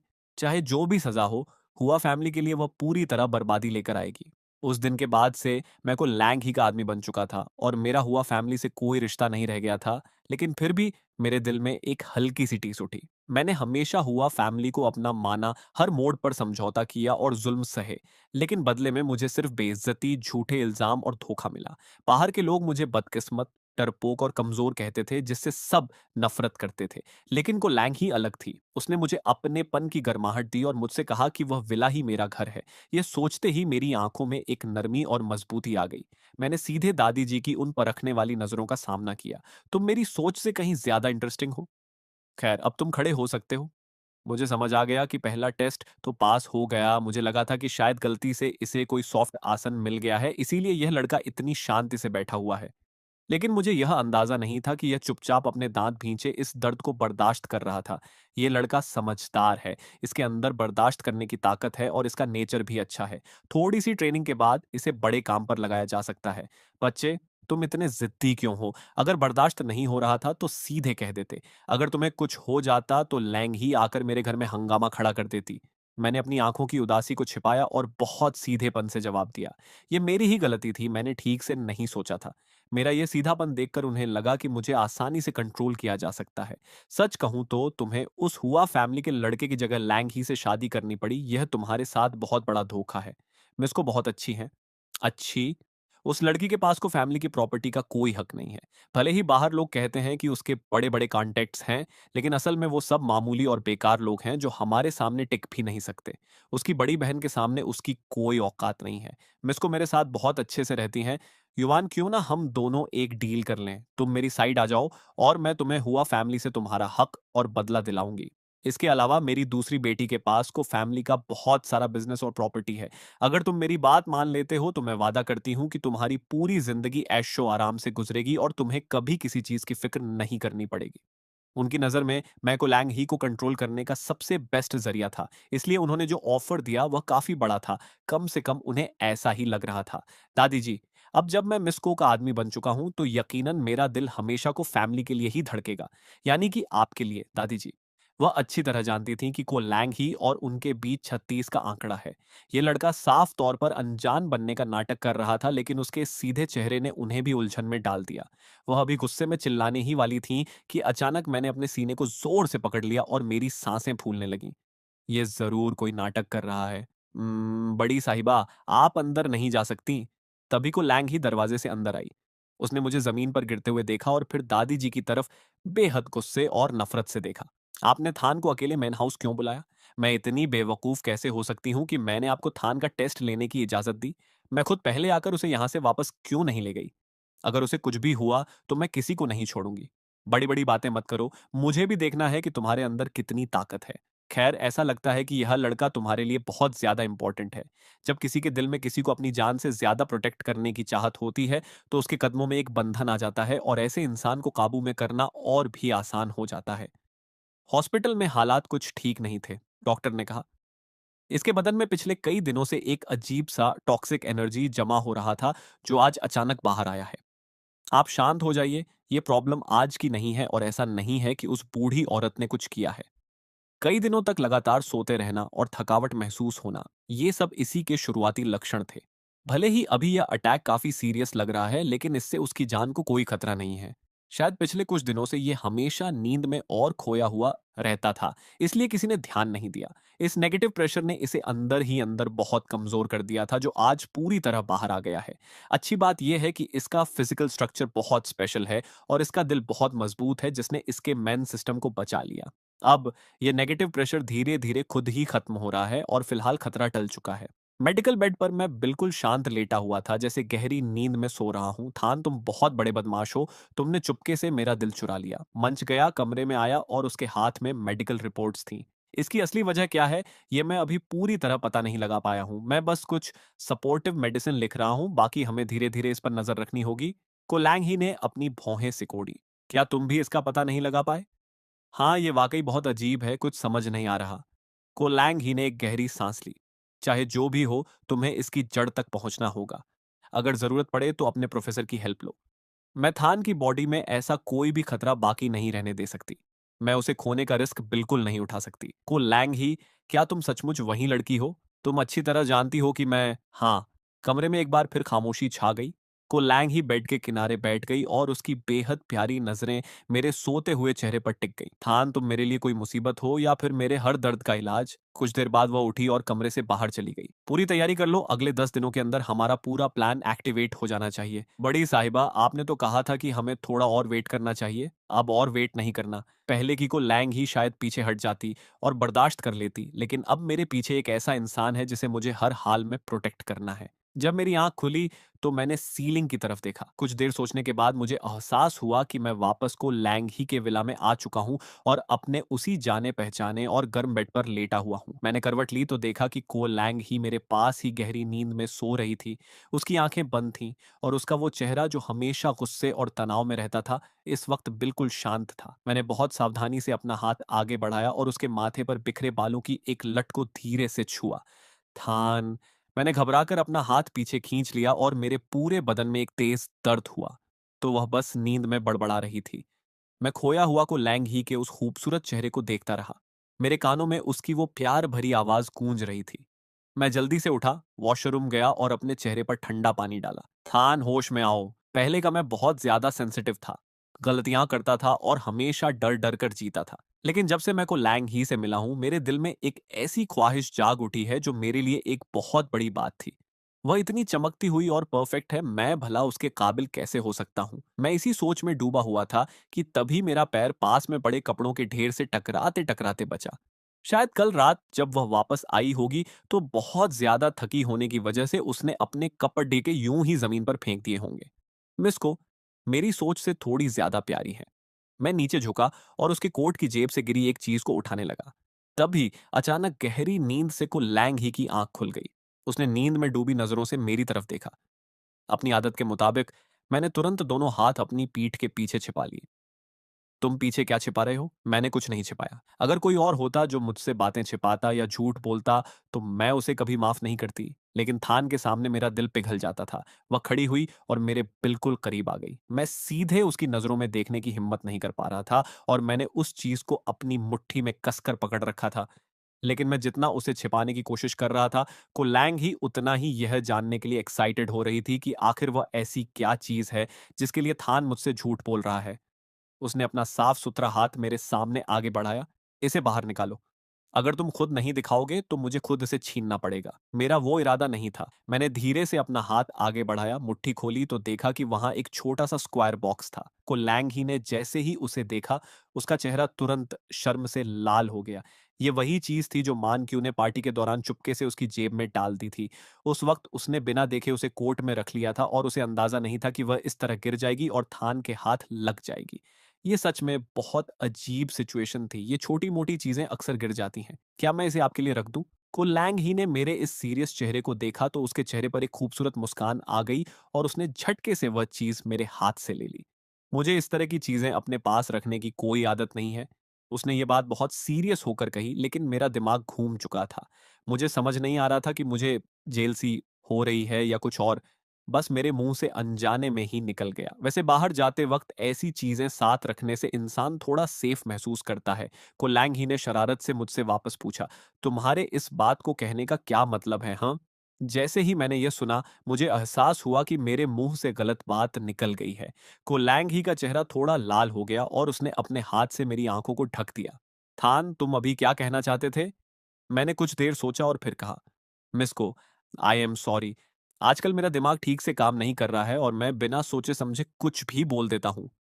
मेरी आवाज में साफ तौर पर पछतावा था। कोलैंग ही ने अपनी हथेली हटाई। कोई बात नहीं, अपनी एनर्जी वापस पाने के लिए थोड़ा और सो जाओ। उसने अपना हाथ बढ़ाकर मेरे सिर को धीरे से सहलाया। इतना ज्यादा सोओगे? अगर सो सोकर बुद्धू बन गए तो क्या होगा? को लैंग ही धीरे से मुस्कुराई। कोई बात नहीं, हम धीरे धीरे इसे ठीक कर लेंगे। जब थान के बदन से यह नेगेटिव प्रेशर पूरी तरह खत्म हो जाएगा तो मैं मंच गया से कहकर कुछ अच्छी टॉनिक और दवाइयां लिखवा दूंगी। यहाँ आओ, मैं तुम्हारी चोट पर दवा लगा देती हूँ। तुम सच में बुद्धू हो। क्या तुम्हें दर्द नहीं हो रहा? इतनी चोट लगने के बाद अब अगले कुछ दिनों तक घर से बाहर मत निकलना। थोड़ा सा बर्दाश्त कर लो। उसका दवा लगाने का तरीका बहुत ही नाजुक और प्यारा था। मेरे दिल में एक अजीब सी फीलिंग आई। मैं धीरे से उठा और उसके कंधे का सहारा लेकर बैठ गया। क्या हुआ? को लैंग ही, थैंक यू, क्योंकि तुम बहुत अच्छे हो और तुम इस बात के हकदार हो कि मैं तुम्हारे साथ इतने अच्छे से रहूं। अब सो जाओ, कल हमें बहुत सारे काम निपटाने हैं। कुलैंग ही की आंखों में एक पल के लिए बहुत ही ठंडी और तेज चमक आई। मैं वापस बेड पर लेट गया और गहरी नींद में सो गया। जब को लैंग ही को पूरा यकीन हो गया कि मैं सो चुका हूं तो उसने अपने कपड़े पहने और कमरे से बाहर निकल गई। बड़ी साहिबा, हम निकलने के लिए तैयार हैं। बाहर धीरे धीरे अंधेरा बढ़ रहा था और मेरे सपने में भी बस एक गहरा और डरावना अंधेरा छाया हुआ था। एक छोटा सा कमजोर लड़का कमरे के कोने में दुबका हुआ डर से कांप रहा था और उसकी इतनी हिम्मत भी नहीं थी कि वह अपने मुंह से एक छोटी सी आवाज भी निकाल सके। ये मेरे 8 साल की उम्र की बात थी जब लोग मुझे बहुत परेशान करते थे और मुझ पर जुल्म ढाते थे। उस औरत का चेहरा तो अब धुंधला हो चुका है, लेकिन उसके बदन से आने वाली वो अजीब सी खुशबू मुझे आज भी अच्छी तरह याद है, जिसने मुझे अंदर तक डरा दिया था। अचानक फोन की रिंगटोन बजने से मेरी आंख खुल गई। मैं झटके से उठकर बैठ गया, अपने सीने को पकड़ा और जोर जोर से सांसें लेने लगा। थान, मैं वहां से चुपके से भाग निकला हूँ। हा हा हा, मैं तुमसे मिलने आ रहा हूँ। मैंने जल्दी से अपने कपड़े पहने और उस पते के मुताबिक गली में मौजूद एक बार की तरफ चल दिया। यह एक लीगल और अच्छी साख वाला बार था। वहां बोर्ड पर लिखा था, नाबालिगों का आना मना है। आई एम सॉरी, मैं अब बालिग हो चुका हूं। मैंने नीचे अपने कपड़ों की तरफ देखा। ये वही कपड़े थे जो को लैंग ही ने मेरे लिए सिलेक्ट किए थे। इस तरह के क्लासिक कपड़े पहनकर बार में आना थोड़ा अजीब लग रहा था। अगर मुझे पहले पता होता कि हुआ कीत ने मुझे ऐसी जगह बुलाया है तो मैं मरते दम तक ये कपड़े पहनकर यहाँ नहीं आता। बालिग, तुम तो दिखने में हाई स्कूल के स्टूडेंट जैसे लगते हो, चलो वापस जाओ। ये जगह काफी अजीब है, तुम्हारे जैसे सीधे लट डचके के लिए ये सही नहीं है। मुझे मजबूरी में अपना आईडी कार्ड उसे दिखाना पड़ती है ना। उस तगड़े बॉडीगार्ड ने मेरा आईडी कार्ड लिया और उसे कई बार उलट-पुलट कर देखा। उसकी आंखें खुली की खुली रह गईं क्योंकि मैं सच में बालिग था। उसने अपना सिर खुजलाया और थोड़ा झेंपते हुए मेरी तरफ देखा। ठीक है, अंदर जाओ, लेकिन अगर कोई तुम्हें जबरदस्ती शराब ऑफर करे तो उसे हाथ भी मत लगाना। और अगर कोई प्रॉब्लम हो तो जोर से लुआन का चिल्ला देना। मैं तुरंत तुम्हारी हेल्प के लिए अंदर आ जाऊंगा। मैंने उस आदमी की तरफ देखा और मेरे दिल में एक अजीब सी गर्माहट महसूस हुई। इस दुनिया में कुछ लोग ऐसे होते हैं जो दिखने में बहुत अच्छे और संस्कारी लगते हैं लेकिन असल में बेहद घमंडी होते हैं। और कुछ लोग ऐसे होते हैं जो बाहर से बहुत रफ और डरावने लगते हैं लेकिन उनका दिल बेहद साफ और नेक होता है। Thank you. वह मेरी पीठ की तरफ थोड़ी चिंता भरी नजरों से देखता रहा। मैं जैसे ही अंदर पहुंचा मुझे अपनी तरफ आती कुछ अजीब नजरें महसूस हुई। थान, हुआ कीत एक कोने में बैठा हुआ मुझे हाथ हिलाकर बुला रहा था। मैं तेज कदमों से उसके पास गया। ओह गॉड, तुम हमेशा इतने शर्माए हुए और सहमे से क्यों रहते हो? वैसे आज तुम्हारी मेंटल कंडीशन काफी अच्छी लग रही है और ऐसा लगता है कि तुम्हारा वेट भी थोड़ा बढ़ गया है। आजकल को लैंग ही के साथ खाना खाते वक्त वह मुझे जबरदस्ती थोड़ा ज्यादा खिला देती है, लेकिन इतनी जल्दी कोई मोटा थोड़े ही हो जाता है। मैं पहली बार किसी बार में आया हूँ। सच कहूँ तो मैं भी बहुत दिनों से यहाँ आना चाहता था, लेकिन जैसे ही मेरा रिजल्ट आया, घर वालों ने मुझे जबरदस्ती बोर्डिंग स्कूल में पढ़ाई करने के लिए भेज दिया। तुम्हें अंदाजा नहीं है कि वहाँ के टीचर्स कितने स्ट्रिक्ट हैं। मुझे रोज सुबह मुर्गों से पहले उठना पड़ता है, कुत्तों से लेट सोना पड़ता है और सुअरों की तरह बहुत सारा खाना पड़ता है। थान, मुझे सच में तुमसे जलन होती है कि तुमने इतनी टॉप यूनिवर्सिटी का एंट्रेंस एग्जाम क्लियर कर लिया। ये कहते हुए उसने बहुत ही सीक्रेट अंदाज में मेरी तरफ देखा। मैंने तुम्हारे लिए एक गिफ्ट तैयार किया है। मैं होश में आया। ये एक बैंक कार्ड था जिसमें उसके पॉकेट मनी के पैसे थे। मेरी मॉम ने मुझसे कहा था कि अगर मैं बोर्डिंग स्कूल जाकर पढ़ाई करने के लिए तैयार हो जाऊं तो वह मुझे यह पैसे देंगी। मुझे जैसे ही यह कार्ड मिला, अगले ही दिन उन्होंने मुझे स्कूल भेज दिया। मुझे तुम्हें यह देने का मौका ही नहीं मिला। उसने पानी का एक घूंट लिया और बहुत ही नॉर्मल होने का नाटक किया, लेकिन मैं जानता था कि उसके जैसे आजाद और बिगड़ते हुए रईसजादे का खुद को एक बंद बोर्डिंग स्कूल के नियमों में ढालना सिर्फ इसलिए था क्योंकि वह मुझे सच में अपना सगा भाई मानता था। मैंने वो बैंक कार्ड वापस उसकी तरफ बढ़ा दिया। हुआ कीत, मिस को ने मेरी कॉलेज की फीस भरने का वादा किया है। तुम्हारे इस गिफ्ट के लिए थैंक यू। तो क्या मेरी यह मेहनत बेकार चली गई? वैसे यह मिस को कौन है? तभी एक लड़की हमारे टेबल के पास आई। हेलो हैंडसम, क्या मैं यहाँ बैठ सकती हूँ? हुआ कीत ने बिना कोई इंटरेस्ट दिखाए थोड़े गुस्से में कहा, आई एम सॉरी, यहाँ जगह नहीं है। आज रात मेरा मूड किसी चैरिटी करने का नहीं है। और तुम्हारे जैसी लड़कियों में मुझे कोई इंटरेस्ट नहीं है। बेहतर होगा कि तुम यहाँ से चली जाओ, हमें कुछ काम है। हैंडसम, इतनी जल्दी भी क्या है? हमारे बार में एक स्पेशल ड्रिंक आई है, क्या तुम इसे टेस्ट करना चाहोगे? इस तरह की अजीब ड्रिंक्स को बिल्कुल भी हाथ नहीं लगाना चाहिए। आई एम सॉरी, हमें शराब पीना नहीं आता। ये शराब नहीं है, ये हमारे बार का एक स्पेशल फ्रेश जूस है। इसका टेस्ट बहुत अच्छा है। आप दोनों एक बार ट्राई करके देखिए। हमें इसकी कोई जरूरत नहीं है। प्लीज आप यहाँ से हट जाइए। हैंडसम, तुम्हें इसकी जरूरत है या नहीं ये फैसला तुम खुद नहीं कर सकते। मैं बहुत ज्यादा नर्वस हो गया और अपनी नजरें घुमाकर आसपास का जायजा लेने लगा। मैं ये सोच रहा था कि क्या मैं हुआ कीत को साथ लेकर यहाँ से सीधे बाहर भाग सकता हूँ। मैंने कहा ना कि हमें इसकी जरूरत नहीं है। क्या तुम्हें इंसानी भाषा समझ नहीं आती? उसने जैसे ही वह ग्लास हमारी तरफ बढ़ाया, मैंने हुआ कीत का हाथ पकड़ा और उसे पीछे की तरफ खींचा। पास ही खड़े दो तगड़े बाउंसर ये देखकर तुरंत हमारी तरफ बढ़े और हमें घेर लिया।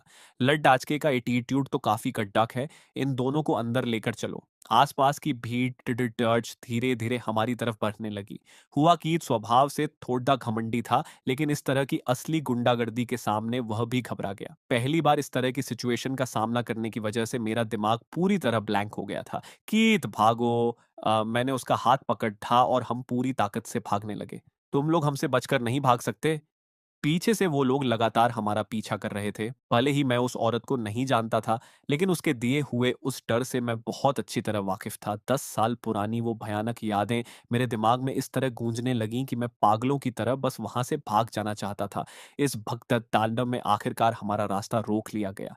मेरा पहला रिएक्शन यही था कि मैं मुद्दकर हुआ कीत को प्रोटेक्ट करूं, लेकिन उसने मुझसे भी फुर्ती दिखाते हुए खुद को मेरे सामने एक ढाल की तरह खड़ा कर दिया। वह सच में बहुत वफादार दोस्त था। अगले ही पल उन लोगों ने हम दोनों को दबोच लिया और मैं पूरी तरह लाचार हो गया। बचपन की वो डरावनी यादें मेरे दिमाग में फिर से तैरने लगी। तुम लाइफ में क्या कर सकते हो? तुम किसी भी चीज को प्रोटेक्ट नहीं कर सकते। तुम बस दूसरों की हमदर्दी के भरोसे जीना जानते हो। तुम इस दुनिया में जिंदा ही क्यों हो? तभी एक कड़ी डीडीएच का आवाज गूंजी। मैंने तुमसे कहा था ना कि कोई प्रॉब्लम हो तो लुआन का नाम ले लेना। थ्रू लुआन की यह आवाज उस वक्त मेरे लिए किसी भगवान के संदेश जैसी थी। इधर एक दूसरे बेसमेंट रूम में जब को लैंग ही को पता चला कि उस औरत की इतनी हिम्मत कि वह थान पर बुरी नजर डाले, तो उसका गुस्सा 7वें आसमान पर पहुंच गया। लैंग ही, हमारे पास जो भी सबूत हैं उन्हें पुलिस के हवाले कर दो ताकि उस औरत को कानून के मुताबिक सख्त से सख्त सजा मिले। बड़ी साहिबा, अंदर ये हंगामा कैसे हो गया? क्या आप लोग इतनी छोटी सी बात भी ठीक से नहीं संभाल सकती? यह मैक एनगॉक के लोग हैं। ये सुनते ही एनर का चेहरा पीला पड़ टीटीटीएच गया। मैक एनगॉक? हमारे लोगों की उसके आदमियों के साथ लड़ाई कैसे हो सकती है? अचानक मैक एनगॉक का क्रूर चेहरा याद आते ही वह कांप उठी। लैंग ही, प्लीज मुझे बचा लो। मैक एनगॉक बहुत जालिम इंसान है। वह बिना किसी वजह के कुछ भी कर सकता है। इस लाइन के लोग उससे कोई पंगा नहीं लेना चाहते। इसलिए मैंने को लैंग ही से रिक्वेस्ट की कि वह मेरे साथ चले ताकि मुझे थोड़ी हिम्मत मिल सके। इसे डरपोक होना नहीं कहते, इसे कहते हैं सही वक्त पर सही पावर का इस्तेमाल करना।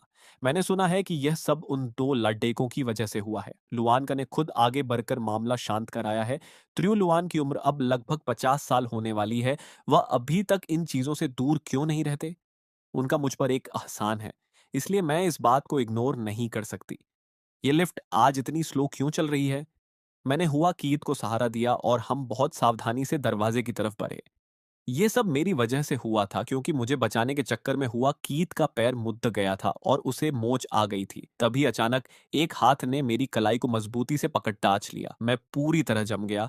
मैंने सिर घुमाया तो देखा कि मेरे सामने को लैंग ही खड्डड़ ही थी और उसकी आंखों में मेरे लिए बहुत ज्यादा गुस्सा और चिंता साफ दिख रही थी। मेरे साथ चलो। बाहर तेज बारिश हो रही थी जिसने मुझे पल भर में पूरी तरह भिगो दिया। को लैंग ही ने कार का दरवाजा खोला और थोड़े गुस्से में चिल्लाई, जल्दी कार के अंदर बैठो। मेरा पूरा बदन पानी से तर था और मुझे डर था कि कहीं उसकी कार गंदी ना हो जाए, इसलिए मैं जानबूझकर सीट के एक कोने में सिमटकर बैठ गया। को लैंग ही ने खामोशी से कार का हीटर ऑन कर दिया। वह सचमुच एक बुद्धू लट्टेका था। शीशे से बाहर मैंने देखा कि त्रियुलुआन ने हुआ कीत को कार में बिठाया। शायद वह उसे हॉस्पिटल ले जा रहे थे।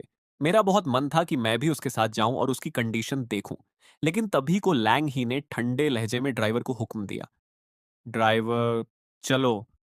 जब हम घर पहुंचे तो को लैंग ही ने मेरे कीच टी से सने कपड़े देखे। वह सीधे आगे बढ़ी और उसने जबरदस्ती मेरे वो कपड़े उतार दिए और उन्हें एक कोने में फेंक दिया। ये बहुत गंदे हो चुके हैं। ये वही कपड़े थे जो उसने खुद बहुत प्यार से मेरे लिए चुने थे। क्या वह मुझसे नफरत करने लगी थी? मुझे हमेशा उसकी हर बात माननी होगी। मैं नहीं चाहता कि मिस को मुझे अपने से दूर कर दे। जाओ शॉवर ले लो। कोलैंग ही की इस शांत आवाज से उसकी फीलिंग्स का अंदाजा लगाना मुश्किल था। मैं एक बेजान पुतले की तरह चुपचाप वॉशरूम में चला गया और तब तक पानी के नीचे खड़ी डी डी आ रहा जब तक कि पानी ठंडा नहीं हो गया। क्या अभी तक तुम्हारा शॉवर खत्म नहीं हुआ? क्या तुम्हें बीमार पड्डी डी डी है? मैंने वो नाइट सूट पहना जो नौकरों ने मेरे लिए रखा था और बहुत डरते डरते बाहर आया। तुम बार में क्यों गए थे? और क्या इस बुद्धू को अपने बाल सुखाना भी नहीं आता? मैंने घबराकर सफाई देने की कोशिश की। वह पता मुझे हुआ कीत ने भेजा था। वहां जाने से पहले मुझे नहीं मालूम था कि वह एक बार है। मुझे सच में सिटी सेंटर के इस एड्रेस और हाउस नंबर का अंदाजा नहीं था। वहां पहुंचने के बाद मुझे लगा कि कुछ गड्ढपटेच है, लेकिन मैं हुआ कीत को वहां अकेला छोड़कर वापस नहीं आ सकता था। हमारे थान को चाहने वाले भी काफी लोग हैं। पहले वह मान क्यों थी और अब यह हुआ कीत। उसने अपनी हथेली मेरी तरफ बढ़ाई। मैं डरते डरते उसके करीब गया और उसने मुझे सीधे अपने गले से लगा लिया। उसका गले लगाना मेरे ठंडे पड्डी डी एच चुके बदन को पल भर में गर्म कर गया। उसकी बाहों में मेरा बदन बिल्कुल कटक था, लेकिन को लैंग ही ने बहुत ही रिलैक्स होकर दराज से हेयर ड्रायर निकाला। चुपचाप बैठो, हिलना मत। वह बहुत ही सब्र के साथ और थोड़े अनाधिपन से मेरे बाल सुखाने लगी। मेरा ये डरा हुआ चेहरा देखकर वह धीरे से मुस्कुरा दी। तभी अचानक उसके दिमाग में कुछ धुंधली यादें बिजली की तरह कौंधी। एक छोटा सा बच्चा तेज बारिश में भाग रहा था। उसके सिर में एक असहनीय और तेज दर्द हुआ। मिस को क्या हुआ आपको? शशिश, शोर मत करो।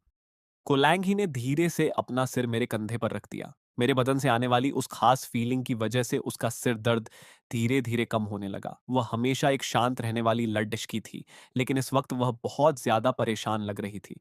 लेकिन थान सचमुच मेरी हर तकलीफ का सबसे बेस्ट इलाज है। सो जाओ। मेरे दिल में अभी भी थोड़ी बेचैनी थी, लेकिन मैं अचानक आई उस गहरी नींद को रोक नहीं पाया और बहुत जल्दी सो गया। थान, तुम आखिर अपने अतीत में किन चीजों से गुजर चुके हो? खैर छोड़ो। अब मुझे तुम्हारा पास्ट सर्च करने की कोई ज़रूरत नहीं है। मैं सच में तुम्हारे सामने हार मान चुकी हूँ। कल हुआ फैमिली की सगाई की पार्टी है। मैंने सारा प्लान सेट कर दिया है। बस अब उस ड्रामे के शुरू होने का इंतज़ार है। ये सब करते-करते आधी रात हो चुकी थी। को लैंग ही ने जैसे ही ईमेल सेंड किया और पीछे मुड़ कर देखा, तो मेरा चेहरा पूरी तरह लाल हो चुका था। मेरी सांसें बहुत तेज़ थीं और उसे कुछ गड्ड-बदत महसूस हुई। उसने अपना हाथ मेरे माथे पर रखा। इसे बहुत तेज़ बुखार है। ये खबर मिलते ही मंच गया, तुरंत भागती हुई विला में आई। ये सब कैसे हुआ? मैंने तुम्हें पहले ही वार्निंग दी थी कि जब तक इसके बदन से वह नेगेटिव प्रेशर पूरी तरह खत्म नहीं हो जाता, इसका खास ख्याल रखना होगा। को लैंग ही ने मेरा हाथ मजबूती से पकड़ डीडीएच रखा था। उसकी आंखों में पछतावा और दर्द साफ दिख रहा था। इसके पीछे एक वजह है। मंच गया ने उसकी हालत देखी और एक ठंडी सांस ली। उसने अपने मेडिकल टूल्स निकाले और मेरा चेकअप करने लगी। लेकिन जब वह मेरा ब्लड सैंपल ले रही थी, तो को लैंग ही की नजरें उस ब्लड ट्यूब पर टिक गई। उसकी यह नजर देखकर मंच गया ने पूछा, क्या हुआ? क्या तुम्हें इसमें कुछ अजीब नहीं लग रहा? मंच गया ने उस ट्यूब को ध्यान से देखा। काफी देर देखने के बाद उसने कहा, अजीब? इसमें क्या अजीब है? को लैंग ही ने बहुत ही श्योर होकर कहा, इसका ब्लड बाकी नॉर्मल लोगों से बहुत अलग है। मंच गया ने लाइट के सामने उस ट्यूब को अच्छे से चेक किया। इसके ब्लड का फ्लो और स्ट्रक्चर सचमुच आम लोगों जैसा नहीं है। ये काफी हैरान करने वाला है। मैं इसका लैब टेस्ट करूंगी, लेकिन ये बात यहाँ से बाहर किसी को पता नहीं चलनी चाहिए। उन लोगों के बारे में कुछ पता चला जो चुपके से हमारे खिलाफ साजिश रच रहे थे? अभी तक नहीं। मेरे ज्यादातर आदमी अभी भी देश से बाहर हैं। उन्हें वापस बुलाने में थोड़ा वक्त लगेगा, वरना मैं बहुत पहले ही उन गद्दारों को खींचकर बाहर ले आती। तो तुमने मुझे इस काम के लिए क्यों नहीं कहा? वहां के लोग हमेशा फ्री रहते हैं, खास तौर पर मूक त्यू त्यू। वह तो मेरे घर को पूरी तरह तहस नहस करने पर तुली है। अच्छे दोस्तों का इस्तेमाल ऐसी ही मुश्किल सिचुएशंस में किया जाता है, लेकिन तुम हमेशा मुझे ही इस काम के लिए क्यों आगे करती हो? खैर, ये दवाइयां मैं यहाँ रख रही हूँ, कल इसे ये मेडिसिन दे देना। इसका फिजिकल स्ट्रक्चर काफी अलग है, इसलिए इसे ठीक होने में थोड़ा वक्त लग सकता है। जरा रुको। अब क्या हुआ? मेरे सिर में फिर से दर्द हो रहा है। मुझे मानना पड़ेगा कि तुम दोनों सच में एक दूसरे के लिए ही बने हो। बीमार होने के लिए भी तुम दोनों ने एक ही वक्त चुना है। को लैंग ही ने उसे गुस्से में देखा। इस बार तुम्हें क्या याद आया? को लैंग ही ने अपनी आंखें सिकोड़े और उस याद को याद करने की कोशिश की। एक छोटा सा लड्डचका फटे पुराने कपड़ों में तेज बारिश के बीच चल रहा था और उसके हाथ में कोई चीज थी। कुछ और याद आया? बस इतना ही। मुझे नहीं मालूम कि वह लड्डेचका कौन था, वह कौन सी जगह थी, या वहां क्या हुआ था। पिछली बार मैंने तुम्हारा चेकअप किया था। तुम्हारी बॉडी बिल्कुल नॉर्मल है और तुम्हारी मेंटल कंडीशन में भी कोई प्रॉब्लम नहीं है। तो क्या ऐसा हो सकता है कि तुम सचमुच अपने पास्ट की किसी बात को पूरी तरह भूल चुकी हो? तुम्हारा मतलब है कि वह मेरे अतीत की कोई घटना थी जिसे मैंने भुला दिया है? नहीं, मैं ऐसा कुछ कभी नहीं भूल सकती। लैंग ही, इस दुनिया में कोई भी इंसान अपने पास्ट की हर छोटी से छोटी बात याद नहीं रख सकता। को लैंग ही खामोश रही। ये पहली बार था जब उसे खुद पर शक हो रहा था। क्या वह सचमुच अनजाने में अपने पास्ट का एक बहुत इंपॉर्टेंट हिस्सा खो चुकी थी? अगली सुबह अंकल ट्रान मेरे कमरे में आए। मिस्टर सो, बड्डी साहिबा ने मुझे आपको इन्फॉर्म करने के लिए कहा है कि आज रात आपको एक डिनर पार्टी में शामिल होना है और उन्होंने खास तौर पर मुझसे कहा है कि मैं आपको शॉपिंग के लिए लेकर जाऊं। अंकल ट्रान ने देखा कि मैं काफी सोच में डूबा हुआ था, तो उन्होंने मुझे दिलासा दिया। साहिबा ने मुझसे यह भी कहा था कि वह कल की बात को लेकर आपसे बिल्कुल भी नाराज नहीं है, लेकिन अगर आप हमेशा इसी तरह उदास और परेशान चेहरा बनाकर रखेंगे तो वह सच में आपसे नाराज हो जाएंगी। Thank you uncle ट्रान। सच तो यह था कि मैं हुआ कीत और त्रियुलवान को लेकर काफी परेशान था। भले ही सुबह हुआ कीत ने मुझे मैसेज करके बता दिया था कि वह ठीक है, लेकिन फिर भी मेरा दिल नहीं मान रहा था और मेरा मन बार बार हॉस्पिटल जाकर उन दोनों को देखने का कर रहा था। अगले ही पल मैं शॉपिंग मॉल के गेट पर अकेला खटीडी टीएचा था। मेरी वो सोशल एंग्जाइटी फिर से वापस आ गई थी। ये अनजानी जगह और आसपास की बीटीटीएच देखकर मैं डर रहा था और सोच रहा था कि क्या मुझे यहाँ से वापस चले जाना चाहिए। तुम अकेले यहाँ खड़ीगीदे होकर क्या सोच रहे हो? मैंने अपनी आदत के मुताबिक तुरंत पीछे मुड़ कर देखा और अनजाने में मेरा पैर उस शख्स के पैर पर डीटीएच गया।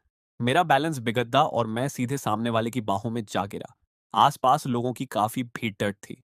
मैं बहुत ज्यादा असहज हो गया। मैंने तुरंत खुद को अलग किया और बार बार कहने लगा, आई एम सॉरी मिस। हमेशा अपने मुंह पर यह सॉरी कहना बंद करो। मैं इसे सुनकर पूरी तरह पक चुकी हूँ।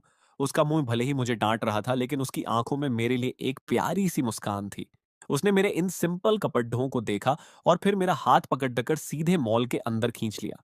चलो मिस को, क्या आप सचमुच मुझसे नाराज नहीं हैं? थान, जब तुम मेरे सामने आते हो तो तुम्हारा यह असली रूप कहाँ छिप जाता है?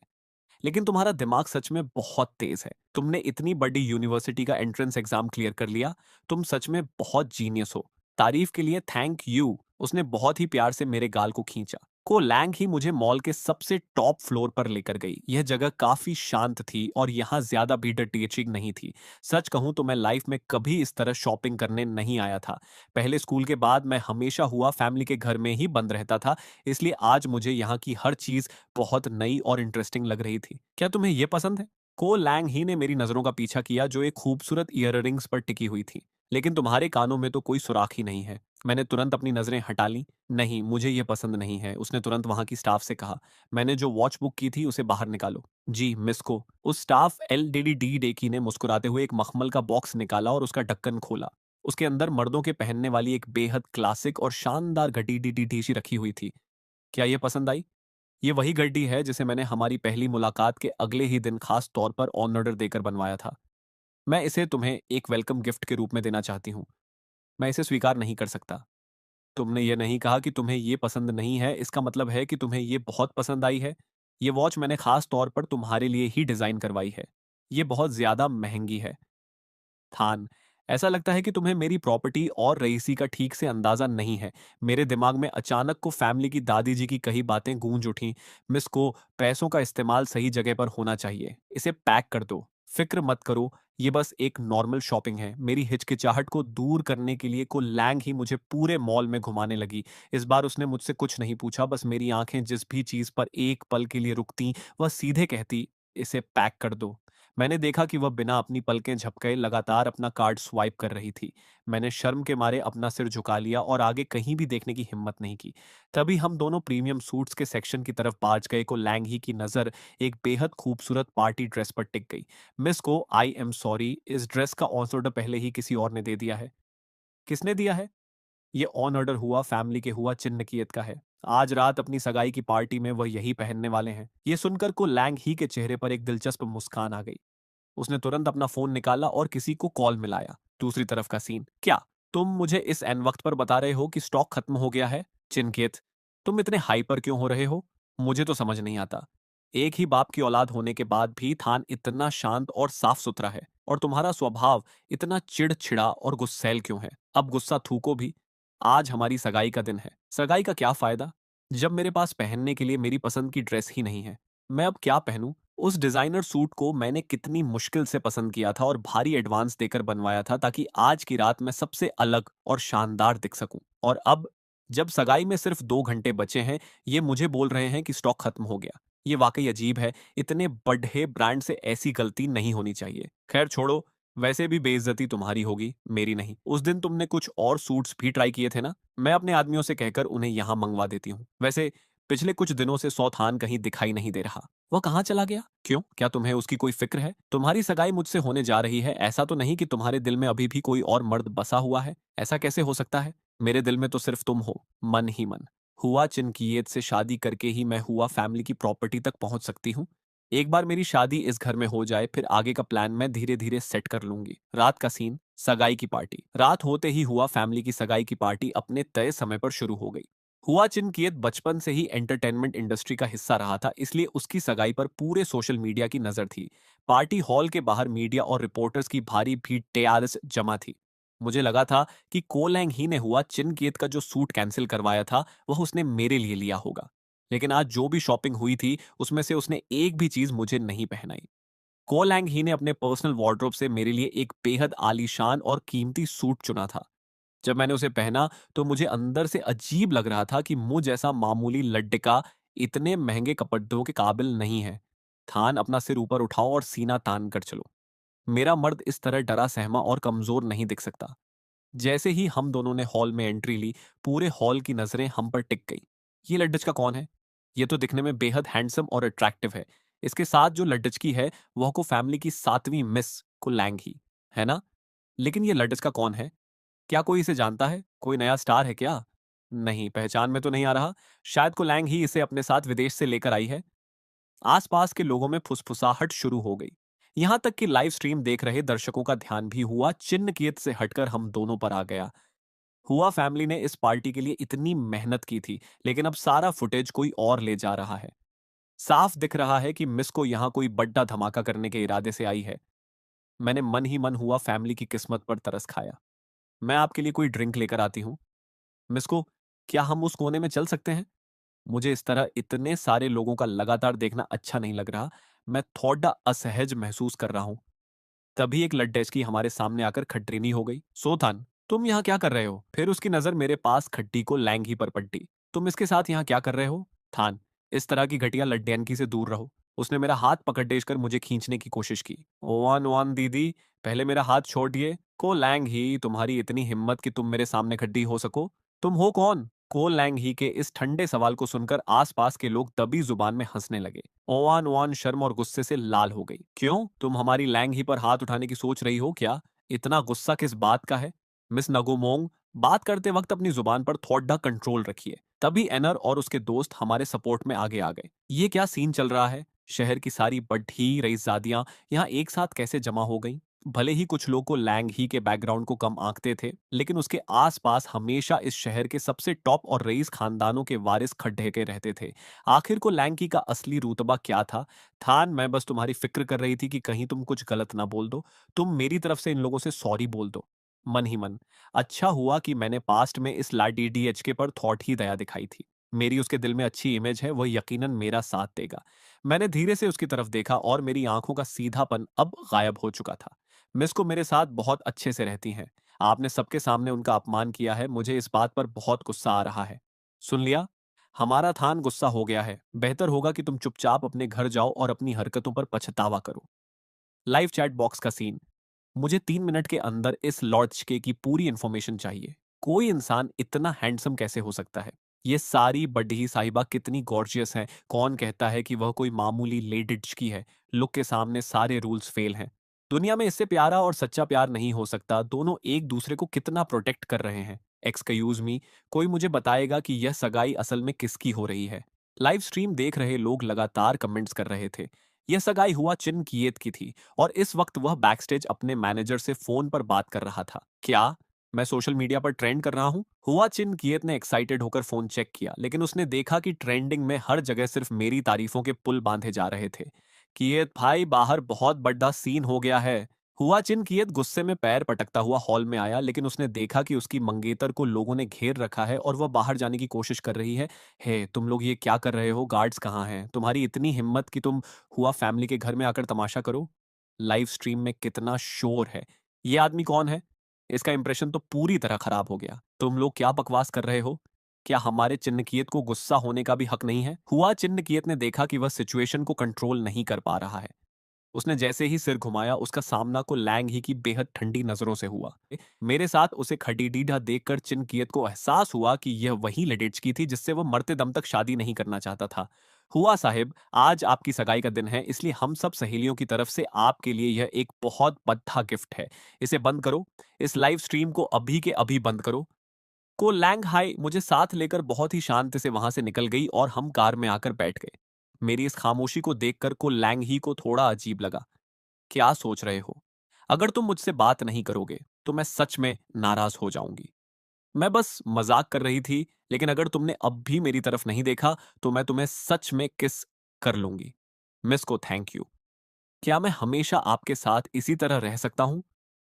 मन ही मन, मैं कितना लालची हो रहा हूं। मुझे दोबारा ऐसा सवाल नहीं पूछना चाहिए। मुझे डर है कि कहीं मेरा यह खूबसूरत सपना टूट न जाए। कुछ नहीं मिस को, बुद्धू लाड के थान, इधर देखो, सब तुम्हें कितना पसंद करते हैं, इसलिए अपने अंदर थोड़ा कॉन्फिडेंस लेकर आओ। मुझे सिर्फ मिस को का साथ और उनकी मंजूरी चाहिए। मेरे लिए वही काफी है।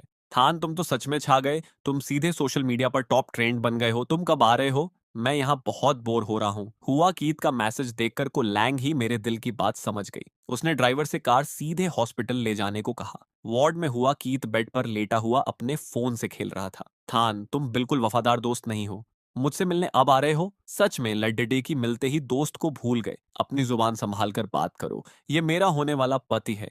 थान की उम्र ही क्या है, वह तुम्हारा पति कैसे हो सकता है? होने वाला पति। थान, तुम यहाँ बैठकर अपने दोस्त से बात करो, तब तक मैं अंकल आंटी के साथ बाहर जाकर थोड़ी ही बात करती हूँ। वार्ड के बाहर का सीन मुझे साफ साफ बताओ, ये सब क्या है? तुम इसके साथ शादी के चक्कर में कैसे आ गए? मेरा भाई को फैमिली की एलटीएचकी से शादी करने के लिए तैयार नहीं था, इसलिए हुआ फैमिली ने मुझे उसकी जगह बलि का बकरा बना दिया। उन्होंने मुझे पहला फुसलाकर उस रात का पूरा प्लान सेट किया था। दीदी, आप इतनी हाइपर मत होइए। हुआ चिनकियत सच में इंसान कहलाने के लायक नहीं है। लेकिन थान, क्या तुम नहीं जानते कि को लैंग ही को फैमिली की एक ऐसी बेटी है जिसे कोई पसंद नहीं करता और न ही उसे कोई प्रॉपर्टी मिलने वाली है? थान, मेरी बात मानो, तुम यहां से भाग जाओ। आंटी, मिस को मेरे साथ बहुत अच्छे से रहती हैं। क्या तुम उसे पसंद करते हो? हाँ, मैं उसे पसंद करता हूँ। मैं हमेशा उसके साथ ही रहना चाहता हूँ। जब हुआ कीत के पेरेंट्स और को लैंग ही वापस वार्ड में आए, तो उन्होंने देखा कि हम दोनों बहुत खुशी-खुशी बातें कर रहे थे। को लैंग ही ने मुझे इशारा किया, वक्त हो गया है, अब हमें चलना चाहिए। जैसे ही हम दोनों जाने लगे, हुआ कीत की मॉम ने आगे बढ़कर कहा, मिस को लैंग ही के कदम रुक गए और वह उनके आगे बोलने का वेट करने लगी। थान और हुआ कीत बहुत पक्के दोस्त हैं और थान को हमने बचपन से अपनी आंखों के सामने बढ़ता होते देखा है। इस बच्चे ने पास्ट में बहुत दुख झेले हैं, इसलिए हमारी बस इतनी ही ख्वाहिश है कि आप हमेशा इसके साथ अच्छा बर्ताव करें। मैं ऐसा ही करूंगी। बेहतर होगा कि तुम जो कह रही हो उसे निभाओ भी। अगर तुमने कभी भी इसके साथ कुछ गलत किया, तो मैं चुप नहीं बैठूंगी। तुम अब अपना मुंह बंद रखोगी या नहीं? बड़ी साहिबा, हम कंपनी पहुंच गए हैं। को लैंग ही कार से नीचे उतरी, लेकिन काफी देर तक मेरे बाहर आने का वेट करने के बाद उसने कार के अंदर झांका। मैंने अपनी तरफ उंगली से इशारा किया। क्या मुझे भी नीचे उतरना है? जल्दी करो, मीटिंग के लिए लेट हो रहा है। जी। मैं उसके पीछे पीछे कंपनी की बिल्डिंग के अंदर चला गया। इसी दौरान कंपनी के इंटरनल चैट ग्रुप में मैसेज फ्लैश होने लगे। अटेंशन प्लीज, को बॉस कंपनी आ चुकी है और उनके साथ उनके मंगेतर भी हैं। ओह गॉड, मुझे लगा था कि ये बस एक अफवाह है, लेकिन आज तो ऑफिशियल कंफर्मेशन हो गया। बॉस के मंगेतर का लुक तो सच में गॉड लेवल है। हमारी बॉस की चॉइस वाकई लाजवाब है। मीटिंग रूम का दरवाजा खुला। को बॉस, आखिरकार आप आ ही गई। डायरेक्टर चू ने को लैंग ही के बगल में मुझे देखा और वह कुछ देर के लिए हैरान रह गया। को लैंग ही ने उसकी तरफ देखा तक नहीं। डायरेक्टर चू, मीटिंग शुरू कीजिए। को बॉस, हम यहाँ कंपनी के बहुत ही सीक्रेट बिजनेस मैटर्स पर बात करने वाले हैं। आपका इस तरह किसी बाहरी इंसान को अंदर लाना सही नहीं है। मेरा पति मुझसे बहुत ज्यादा अट्रैक्टेड है और हमेशा मेरे साथ रहना पसंद करता है। डायरेक्टर चू के सामने इसकी यह आदत आ ही गई। को बॉस, यह तरीका बिल्कुल प्रोफेशनल नहीं है। क्यों? क्या तुम अब इस पोस्ट पर काम नहीं करना चाहते? तुम्हारी बातें खत्म हो गई? अगर हो गई हों तो सब बाहर जा सकते हैं। मीटिंग खत्म। को बॉस, आपके इस बर्ताव का क्या मतलब है? गार्ड्स, इन्हें बाहर का रास्ता दिखाओ। और हाँ, इनके डिपार्टमेंट को बोल देना कि अगर आगे हमारे साथ काम करना है तो किसी दूसरे समझदार बंदे को मीटिंग में भेजें। मिस को, मेरी कॉलेज की पढ़ाई अब शुरू होने वाली है। बहुत मुश्किल से मेरा एडमिशन हुआ है। थान, खुद पर थोड़ा भरोसा रखो। कॉलेज का माहौल बिल्कुल नया होगा। पता नहीं तुम वहाँ एडजस्ट कर पाओगे या नहीं। मेरा सोचना थोड़ा अलग है। तुम्हारे कॉलेज जाने के बाद पता नहीं मिस्को के आसपास कितने लट-डेच के लाइन लगाकर खड्डेने हो जाएंगे। मिस्को, अगर कॉलेज की फीस टाइम पर जमा नहीं हुई तो मैं पढ़ाई नहीं कर पाऊंगा। बुद्धू लाड के, जब तक तुम मुझे अपना कार्ड नंबर नहीं दोगे मैं तुम्हारी फीस कैसे भरूंगी? Oh shit! उस वक्त हुआ, फैमिली के लोगों ने मुझे कॉलेज जाने से रोकने के लिए मेरा एडमिशन लेटर और मेरे सारे पैसे छीन लिए थे। कॉलेज की फीस का बैंक कार्ड भी उसी सामान के साथ है। मिसको, मेरा सारा सामान हुआ फैमिली के लोगों ने अपने पास छिपा कर रख लिया है। कोई बात नहीं, मैं अभी तुम्हारे साथ हुआ फैमिली के घर चलती हूँ और तुम्हारा एडमिशन लेटर वापस लेकर आती हूँ।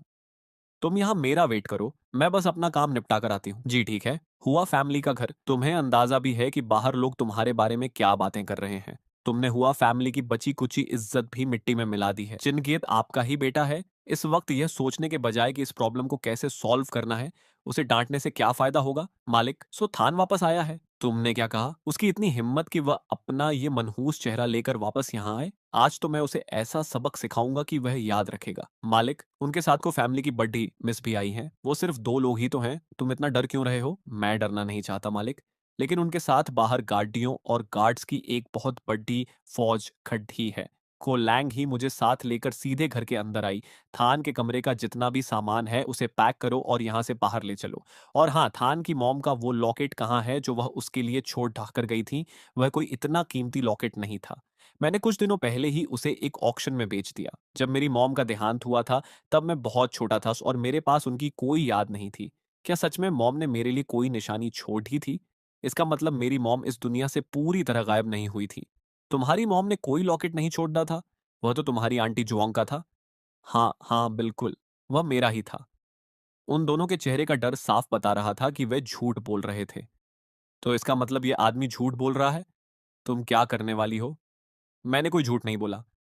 मालिक प्लीज मुझे बचाइए। थान, तुम तो मुझे अपना बड्डा भाई मानते थे ना? प्लीज अपनी मिस से कहकर मुझे माफ करवा दो, मन ही मन। वह जानता था कि मेरा दिल बहुत कमजोर है और मैंने हमेशा उन्हें अपना परिवार माना था ताकि मुझे इस घर से बाहर न निकाला जाए। उस वक्त मैं उनकी हर बात मानने के लिए तैयार रहता था। भाई, मेरी मॉम का सिर्फ एक ही बेटा था और वह मैं हूँ। मेरा कोई बड्ढा भाई नहीं है। और उस रात के बाद से मेरा कोई बाप भी नहीं रहा। को बड्ढी मिस, प्लीज मेरे बेटे को छोड़ बेच दीजिए। मैं सब सच-सच बताने के लिए तैयार हूँ। वह लॉकेट सच में सो थिन थान की मॉम का ही था, जो वह थान के लिए छोड़ बेच कर गई थी, और उनका बाकी का पुराना सामान हमारे पुश्तैनी गांव वाले घर में रखा हुआ है। और हाँ, वहाँ एक बहुत ही खूबसूरत बॉक्स भी है जिस पर कीमती रत्न जड्डे हुए हैं।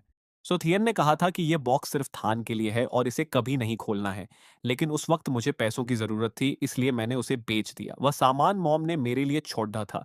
इसका मतलब मॉम मुझसे बहुत प्यार करती थी। अगर वह आज जिंदा होती तो वह भी मुझे हुआ चिनकियत की तरह बहुत सारा प्यार और लाड प्यार देती।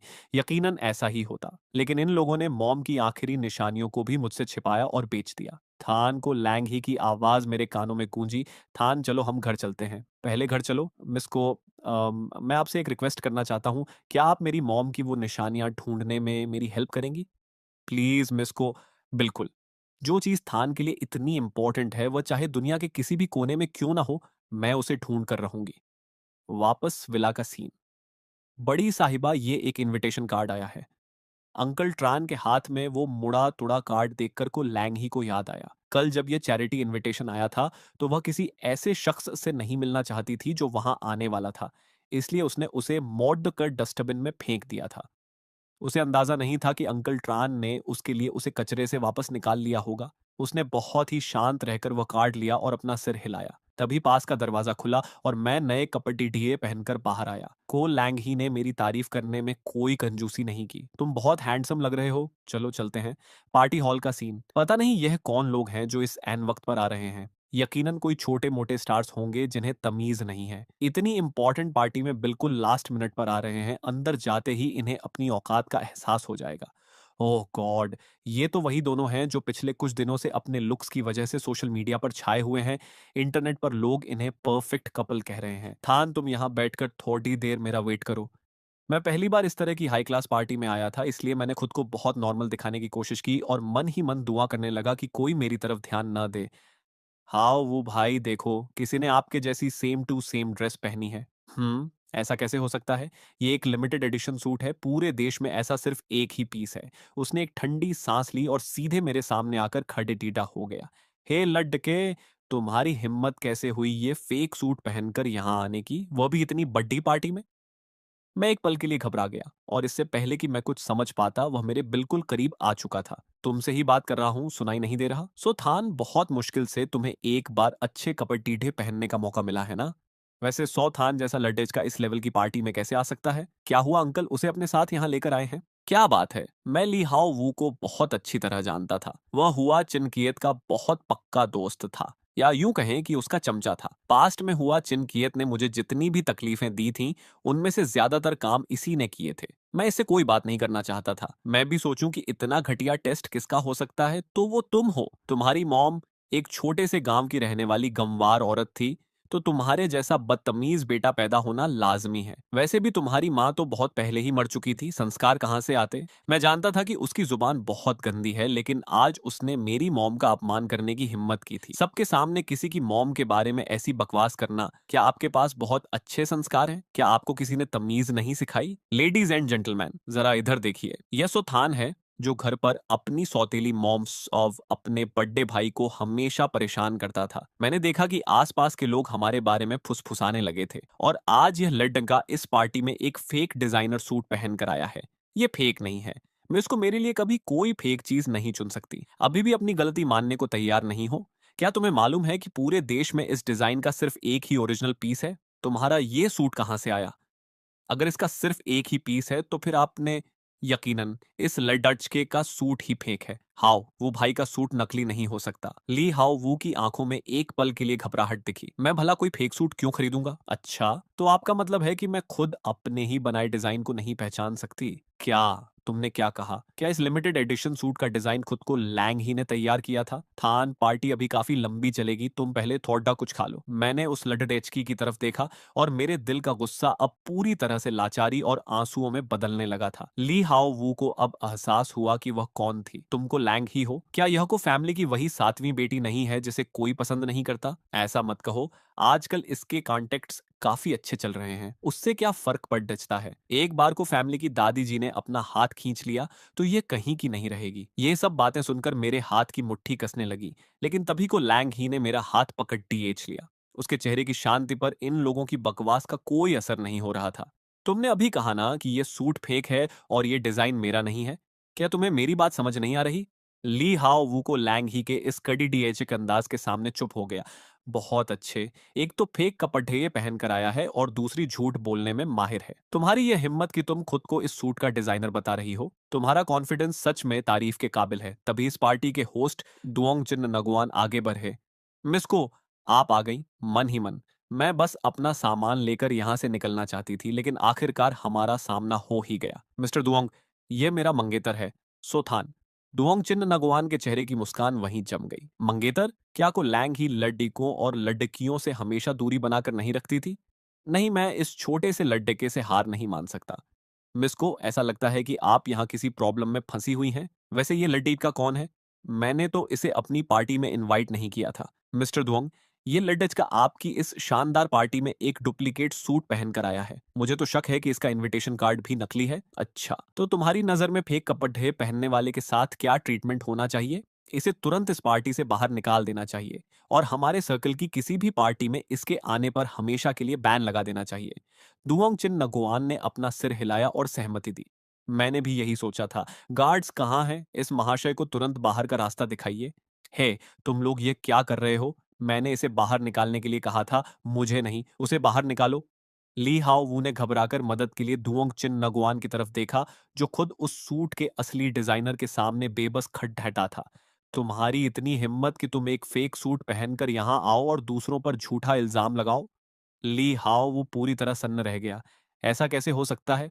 क्या इस सूट का डिजाइनर कोई इंटरनेशनल मास्टर नहीं था? मैं तो बस को फैमिली की एक मामूली और गुमनाम सातवीं बेटी हूँ। आपकी इस तारीफ के लिए थैंक यू। मास्टर कहलाने के काबिल तो मैं नहीं हूं, ये बस मेरा एक छोटा सा शौक है। नहीं, ये नामुमकिन है। इस सूट को खरीदने के लिए मैंने 10 लाख रुपए से ज्यादा खर्च किए हैं। ये फेक कैसे हो सकता है? आसपास खेडीडिन लोग अब ली हाओ वू पर खुलकर हंसने लगे और आपस में कानाफूसी करने लगे। कितना गंवार है। सिर्फ 10 लाख रुपए में कोई ऐसा ओरिजिनल सूट खरीद सकता है क्या? देखो तो, खुद चोर है और दूसरों पर उंगली उठा रहा था। और वैसे भी फेक तो आखिर फेक ही होता है। उस लाट डचके को देखो, उसने ओरिजिनल पहना है तो उसका लुक कितना गॉर्जियस और क्लासिक लग रहा है। मैंने दुओंग चिन नगोवान की तरफ देखा और मेरे दिल में एक हल्की सी घबराहट होने लगी।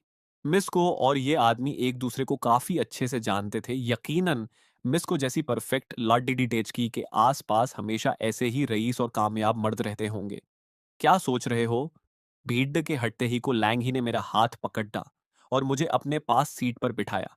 मिस्को सच में बहुत टैलेंटेड है। थान, तुम मुझसे इसलिए नाराज हो क्योंकि मैंने तुम्हें पहले नहीं बताया, या फिर तुम्हें जलन हो रही है? ये सोचते ही को लैंग ही का मूड बहुत अच्छा हो गया।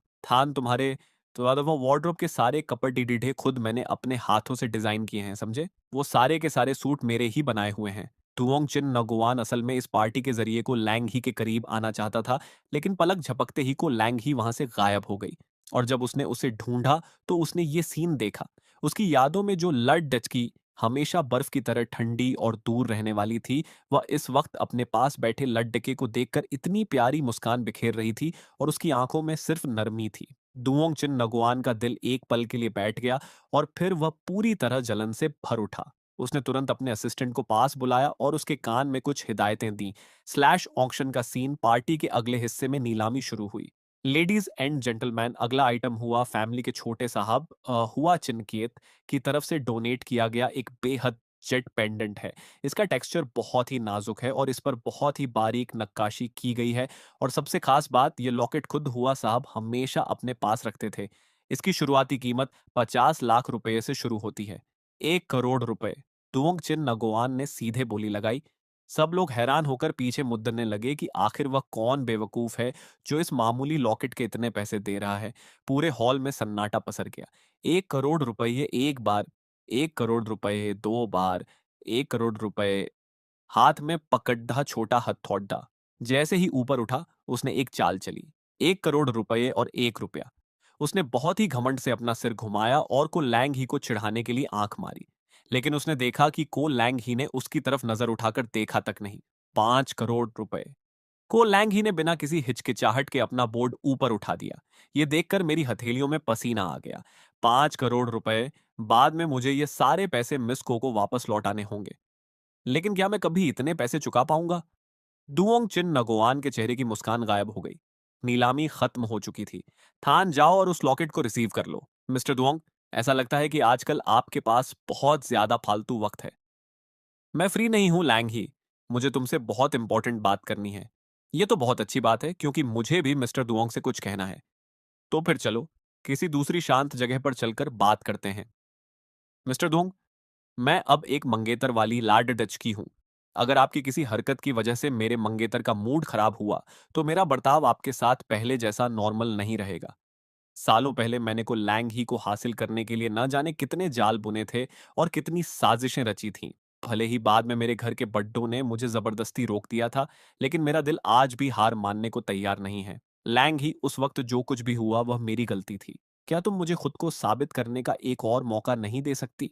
तभी अचानक को लैंग ही को अपने बदन में एक अजीब सी कमजोरी महसूस होने लगी। उसे तुरंत याद आया कि पार्टी शुरू होने से पहले उसने चंपेन का एक ग्लास पिया था। यकीनन ये दुओंग चिन नगवान की ही कोई घिनौनी चाल थी। उसने अपनी उस कमजोरी और बेचैनी को छुपाया और तुरंत वहां से हटकर एक सुनसान कोने की तरफ बढ़ने लगी। इधर मैं हॉल के बाहर को लैंग ही का वेट कर रहा था, लेकिन काफी वक्त गुजर जाने के बाद भी वह बाहर नहीं आई। क्या किसी ने उसे अंदर रोक लिया था? मैं मुद्रकर वापस उसे ढूंढने जाने ही वाला था कि तभी को लैंग ही बहुत ही परेशान हालत में हॉल के मेन गेट से बाहर आई। जब मैं उस लॉकेट को लेने अंदर गया था तो वहां गैलरी में कोई नहीं था। आपको इतना वक्त क्यों लगा?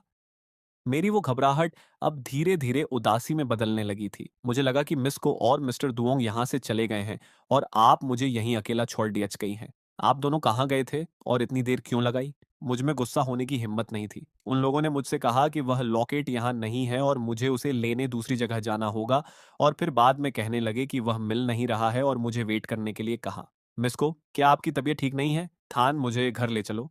मैंने बिना एक पल गंवाए तुरंत उसे अपनी बाहों में उठाया और पार्किंग एरिया की तरफ तेज कदमों से दौड़ पड़ा। विला के गेट पर कार रुकते ही मैं उसे उठाकर सीधे लिविंग रूम के अंदर ले आया। वह अपने बदन की उस बेचैनी और ट्रक के असर को कम करने के लिए तुरंत गर्म पानी के शॉवर के लिए चली गई। अंकल ट्रान, मिस को अचानक क्या हुआ है? अंकल ट्रान ने मुस्कुराकर मेरी तरफ देखा और मेरे कान में धीरे से कुछ बातें कही। उनकी बात सुनते ही मुझे पूरी सिचुएशन समझ आ गई। मैं वापस बेडरूम की तरफ गया और दरवाजे पर दस्तक दी। मिस को, क्या मैं अंदर आ सकता हूँ? उस दिन के बाद से को लैंग ही को एहसास हुआ कि अब मेरे अंदर का डर थोड़ा कम होने लगा है और मेरा कॉन्फिडेंस बढ़ रहा है।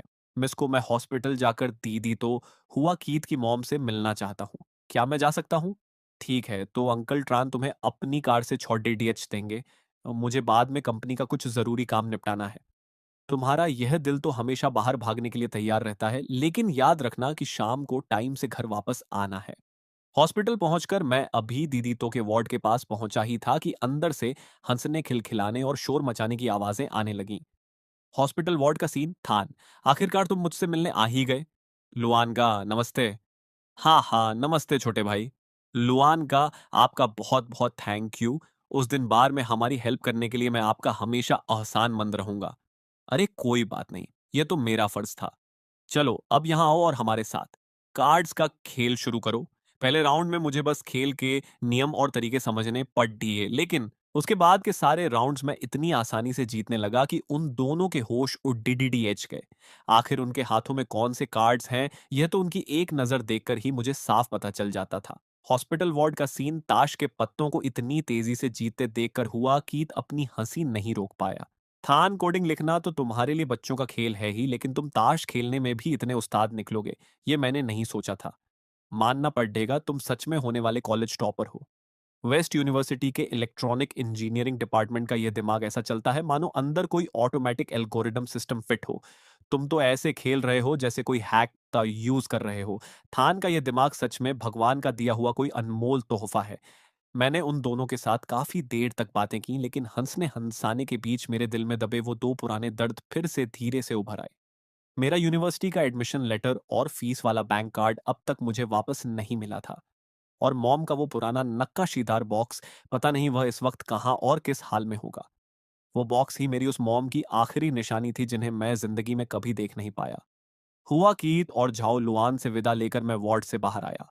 अंकल ट्रान बाहर कार में मेरा वेट कर रहे थे। मैं चुपचाप कार में बैठकर वापस विला की तरफ निकल पड़ा। विला पहुंचते ही मैंने देखा कि को लैंग ही बहुत ही शांत होकर सोफे पर बैठी मेरा इंतजार कर रही थी। थान, तुम वापस आ गए? यहाँ आओ, मेरे पास बैठो। मिस को, मेरा यूनिवर्सिटी का एडमिशन लेटर और फीस का बैंक कार्ड अभी तक वापस नहीं मिल पाया है, और मेरी मॉम का वो बॉक्स, मैं उसे भी वापस पाना चाहता हूँ। बुद्धू लड्डच के। कुलैंग ही ने मुस्कुराकर मेरा हाथ थाम लिया। मुझे सब मालूम है। आगे से तुम्हें कोई भी बात मुझसे छिपानी नहीं है, समझे? अकेले अकेले सारा बोझ उठाने की कोई जरूरत नहीं है। तुम्हारा एडमिशन लेटर मैंने तानसांग को अपनी टीम के साथ हुआ फैमिली के घर भेजा था। कल सुबह वह तुम्हारे हाथों में होगा। और जहां तक तुम्हारी मॉम के उस बॉक्स की बात है, मेरे आदमियों ने उस कलेक्टर से कांटेक्ट कर लिया है। बहुत जल्द उसे पूरी हिफाजत से खरीदकर तुम्हारे पास पहुंचा दिया जाएगा। मिस को, एक बार मेरा कॉलेज शुरू हो जाए तो मैं पूरी जान लगाकर अपनी रिसर्च और प्रोजेक्ट्स पर काम करूंगा। आप मेरे लिए जितने भी पैसे खर्च कर रही हैं, मैं वादा करता हूं कि एक एक रुपया आपको वापस लौटा दूंगा। हम दोनों के बीच इस तरह की पराई बातें करने की कोई जरूरत नहीं है। तुम वो शख्स हो जिसे मैंने अपने दिल में जगह दी है, इसलिए तुम्हारी हर ख्वाहिश अब मेरी अपनी जिम्मेदारी है। वैसे अभी अंकल ट्रान मुझे बता रहे थे कि तुम्हारा लॉजिकल दिमाग बहुत शानदार है। अगर तुम इलेक्ट्रॉनिक इंजीनियरिंग में आगे बढ़ोगे तो तुम सच में पूरी दुनिया में अपना नाम रोशन करोगे। मैंने अंकल ट्रान को अपने दिल का वो पुराना डर और घबराहट बताई थी जो मुझे अक्सर बेचैन कर देती थी। फिक्र मत करो, डॉक्टर मान गया तुम्हारी मेडिकल रिपोर्ट्स चेक कर रही हैं। तभी को लैंग ही के फोन पर डॉक्टर मान गिया का कॉल आया। लैंग ही, मैंने और प्रोफेसर ने सौ थान की पुरानी मेडिकल रिपोर्ट्स और केस स्टडी का पूरा एनालिसिस कर लिया है। आखिरकार हमें असली वजह मिल गई है। थान के दिल की धड़कनें बचपन से ही बहुत मजबूत थीं, लेकिन हुआ फैमिली के घर में उसने सालों तक जो जुल्म और तकलीफें झेली हैं, टाइम पर खाना न मिलना और उसकी दादी द्वारा उसके दिमाग में जो सेल्फ डाउट भरी गई थी, उस घुटन भरे माहौल में सालों तक रहने की वजह से उसके दिल पर एक बहुत बड़ा साइकोलॉजिकल प्रेशर बन गया। यही वजह है कि वह अक्सर कमजोरी महसूस करके बेहोश हो जाता था। ये कोई बलाई बीमारी नहीं है, बल्कि सालों के मानसिक टॉर्चर का असर है। डॉक्टर की बात सुनकर मेरी आंखों में आंसू आ गए।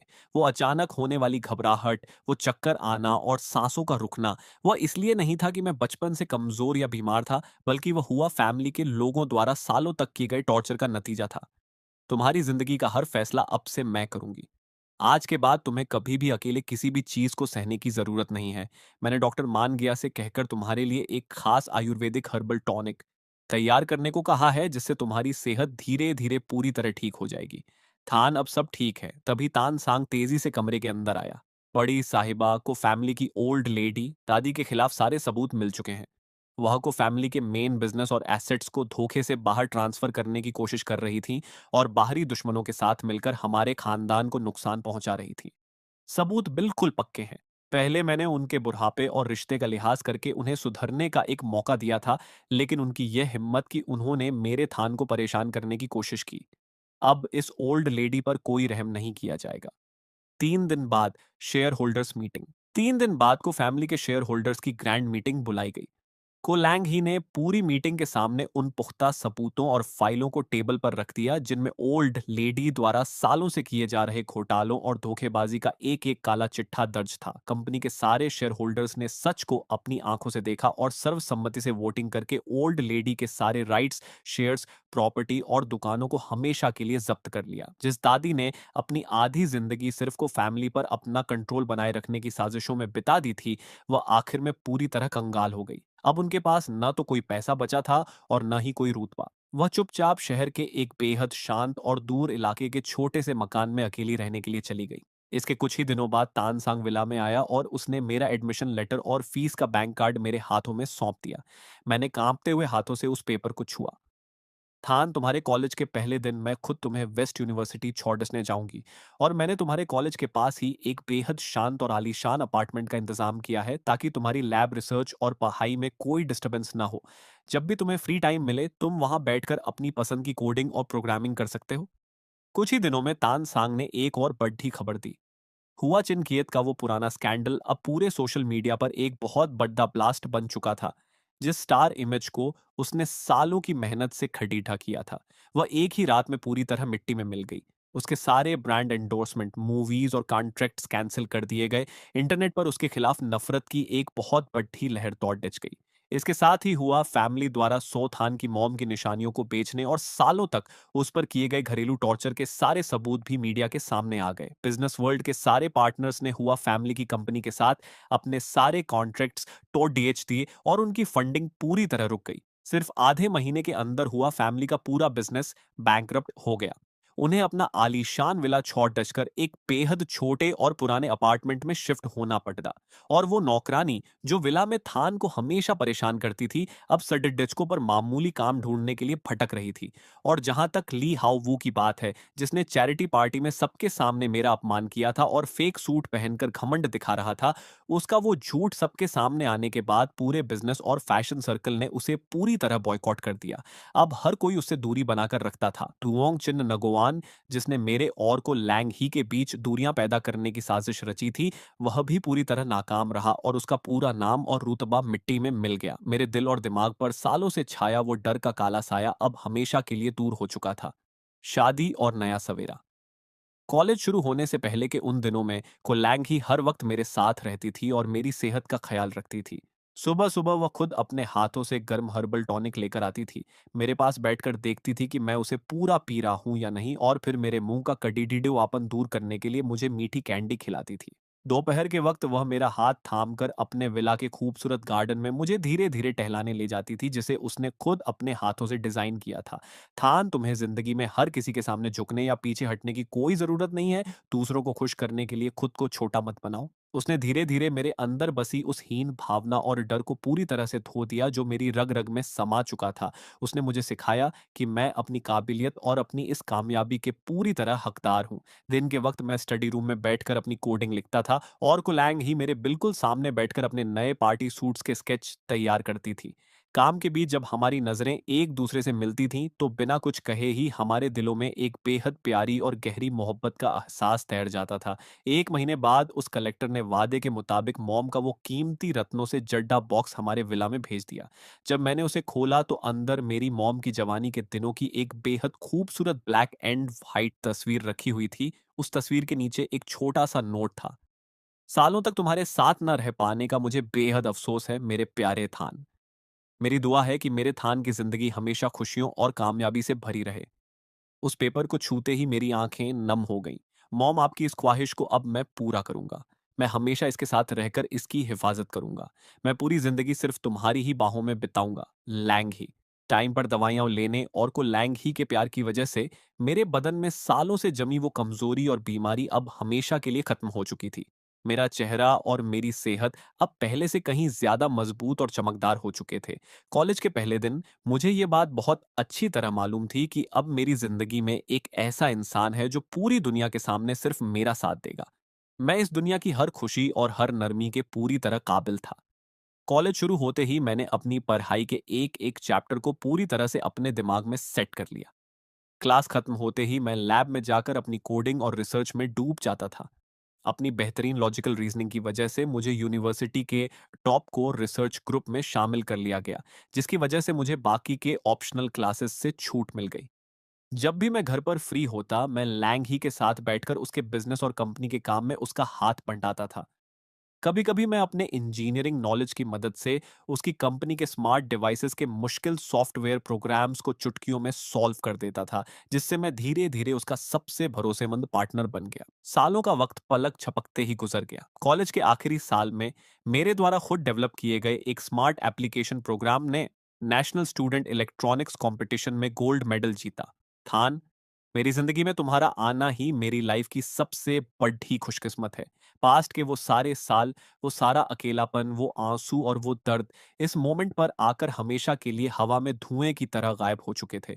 पुराने दिनों में मैं एक ऐसा लड़यचका था जिसका इस दुनिया में कोई नहीं था, जिसे हर कोई अपने पैरों तले रौंदने की कोशिश करता था, जो हर दिन लोगों की नफरत और ताने सहता था, और जिसने सोच लिया था कि उसे पूरी जिंदगी इसी तरह एक अंधेरे कोने में घुट घुट कर बितानी पड़ेगी। लेकिन को लैंग ही से मिलने के बाद उसने मुझे मेरा खोया हुआ हर हक वापस दिलाया, मेरी मॉम की आखिरी निशानियों को ढूंढा, मुझे खुश रहना सिखाया, खुद से प्यार करना सिखाया और मेरा हाथ थाम कर मुझे एक ऐसे सुनहरे फ्यूचर की तरफ लेकर आई जो सिर्फ मेरा था। को फैमिली के अंदर का सारा तूफान अब पूरी तरह शांत हो चुका था। ओल्ड लेडी अब उस छोटे से मकान में अकेली रहकर अपनी गलतियों पर पछता रही थी। उनके अंदर अब कोई साजिश रचने की ताकत नहीं बची थी। हुआ फैमिली पूरी तरह बर्बाद हो चुकी थी। उनकी अब इतनी औकात नहीं थी कि वे हमारे आसपास भी भटक सकें। हमारे साथ हमेशा मेरे वो पक्के दोस्त खटीडी-डीहे थे, और जिन लोगों ने मेरे साथ बुरा किया था, वे सब अपने ही कर्मों का फल भुगत रहे थे। यूनिवर्सिटी के ग्रेजुएशन के बाद न्यू ईयर की उस खूबसूरत रात को हमारा बैकयार्ड गार्डन आसमान के सितारों की रोशनी से जगमगा रहा था। मैंने धीरे से को लैंग ही का हाथ अपने हाथों में लिया। लैंग ही, क्या तुम मुझसे शादी करोगी? उसने बिना एक पल की देरी किए बहुत ही प्यार और गर्व से अपना सिर हिलाया। हाँ, थान। वसंत के खूबसूरत फूलों से सजे उस ग्रैंड वेडिंग हॉल में मैंने अपनी जेब में रखे मॉम के उस लॉकेट को अपने हाथों में कसकर पकड़ डीएच लिया, जिसे मैंने खोकर वापस पा लिया था। मैं रेड कारपेट के आखिरी छोर पर खड़ा था, और कोलैंग ही अपनी खूबसूरत वेडिंग ड्रेस में मेरी तरफ बढ़ रही थी। थान, पास्ट में तुम बहुत अकेले थे और तुमने बहुत ज्यादा दर्द झेला है, लेकिन तुम्हारी इस बची हुई पूरी जिंदगी में मैं हमेशा तुम्हारे साथ खड़ी रहूंगी। लैंग ही ने मेरा हाथ पूरी ताकत से थाम लिया। मैंने अपनी लाइफ में कभी ऐसे सुकून और ऐसी खुशियों का सपना भी नहीं देखा था। तुम ही मेरी जिंदगी का वो उजाला हो जिसने मुझे इस अंधेरे से बाहर निकाला है। इस जन्म में मैं तुम्हारा हाथ कभी नहीं छोड़ दूंगा। मेरे प्यारे पति, आज से हमारी एक नई जिंदगी शुरू हो रही है। हम दोनों हमेशा इसी तरह खुश रहेंगे। हमारे सामने यह एक बिल्कुल नया और खूबसूरत सवेरा है। हमारे पास्ट के वो सारे आंसू, वो सारा दर्द अब हमेशा के लिए खत्म हो चुका था। अब हमारे सामने सिर्फ खुशियों, कामयाबी और प्यार से भरी एक नई और आलीशान जिंदगी थी जो सिर्फ हम दोनों की थी। शादी के बाद मैंने अपनी आगे की पढ़ाई जारी रखने के साथ-साथ खुद का एक इलेक्ट्रॉनिक्स टेक्नोलॉजी स्टूडियो शुरू किया। कोलैंग ही ने मेरे हर सपने और हर ख्वाहिश का बिना किसी शर्त के पूरा सपोर्ट किया। हम दोनों एक-दूसरे की ढाल बनकर आगे बढ़ते रहे। जब भी हमें काम से फुर्सत मिलती, हम दोनों अपने गार्डन में लगे पौधों की देखभाल करते, शाम के वक्त सोफे पर एक-दूसरे की बाहों में लेटकर आने वाले कई सालों के सुकून और इस खूबसूरत सफर की प्लानिंग करते। जो लड्डका कभी जिंदगी के उस बेइंतहा अंधेरे में कैद था, जहां उसकी फिक्र करने वाला कोई नहीं था, आज उसे उसकी वो प्यारी और खूबसूरत हमसफर मिल चुकी थी जिसने उसे अपने दिल में बसाया था और जो उसे दुनिया में सबसे ज्यादा प्यार करती थी। दिल में दबी वो सारी पुरानी गांठें, वो सारे पुराने दर्द और वो सारे अफसोस अब हमेशा के लिए एक बेहद खूबसूरत और परफेक्ट एंडिंग के साथ खत्म हो चुके थे। बुरे लोगों को उनके कर्मों का फल मिल चुका था और जो एक दूसरे के लिए बने थे वे हमेशा के लिए एक हो चुके थे। हम दोनों सुबह शाम हर पल एक दूसरे का ख्याल रखते हैं और हमारी जिंदगी का यह सफर हमेशा इसी तरह प्यार और सुकून के उजाले से जगमगाता रहेगा। हमारी बची हुई पूरी जिंदगी अब सिर्फ खुशियों और मुकम्मल कामयाबी की एक दास्तान है। पटकथा समाप्त। दी एंड।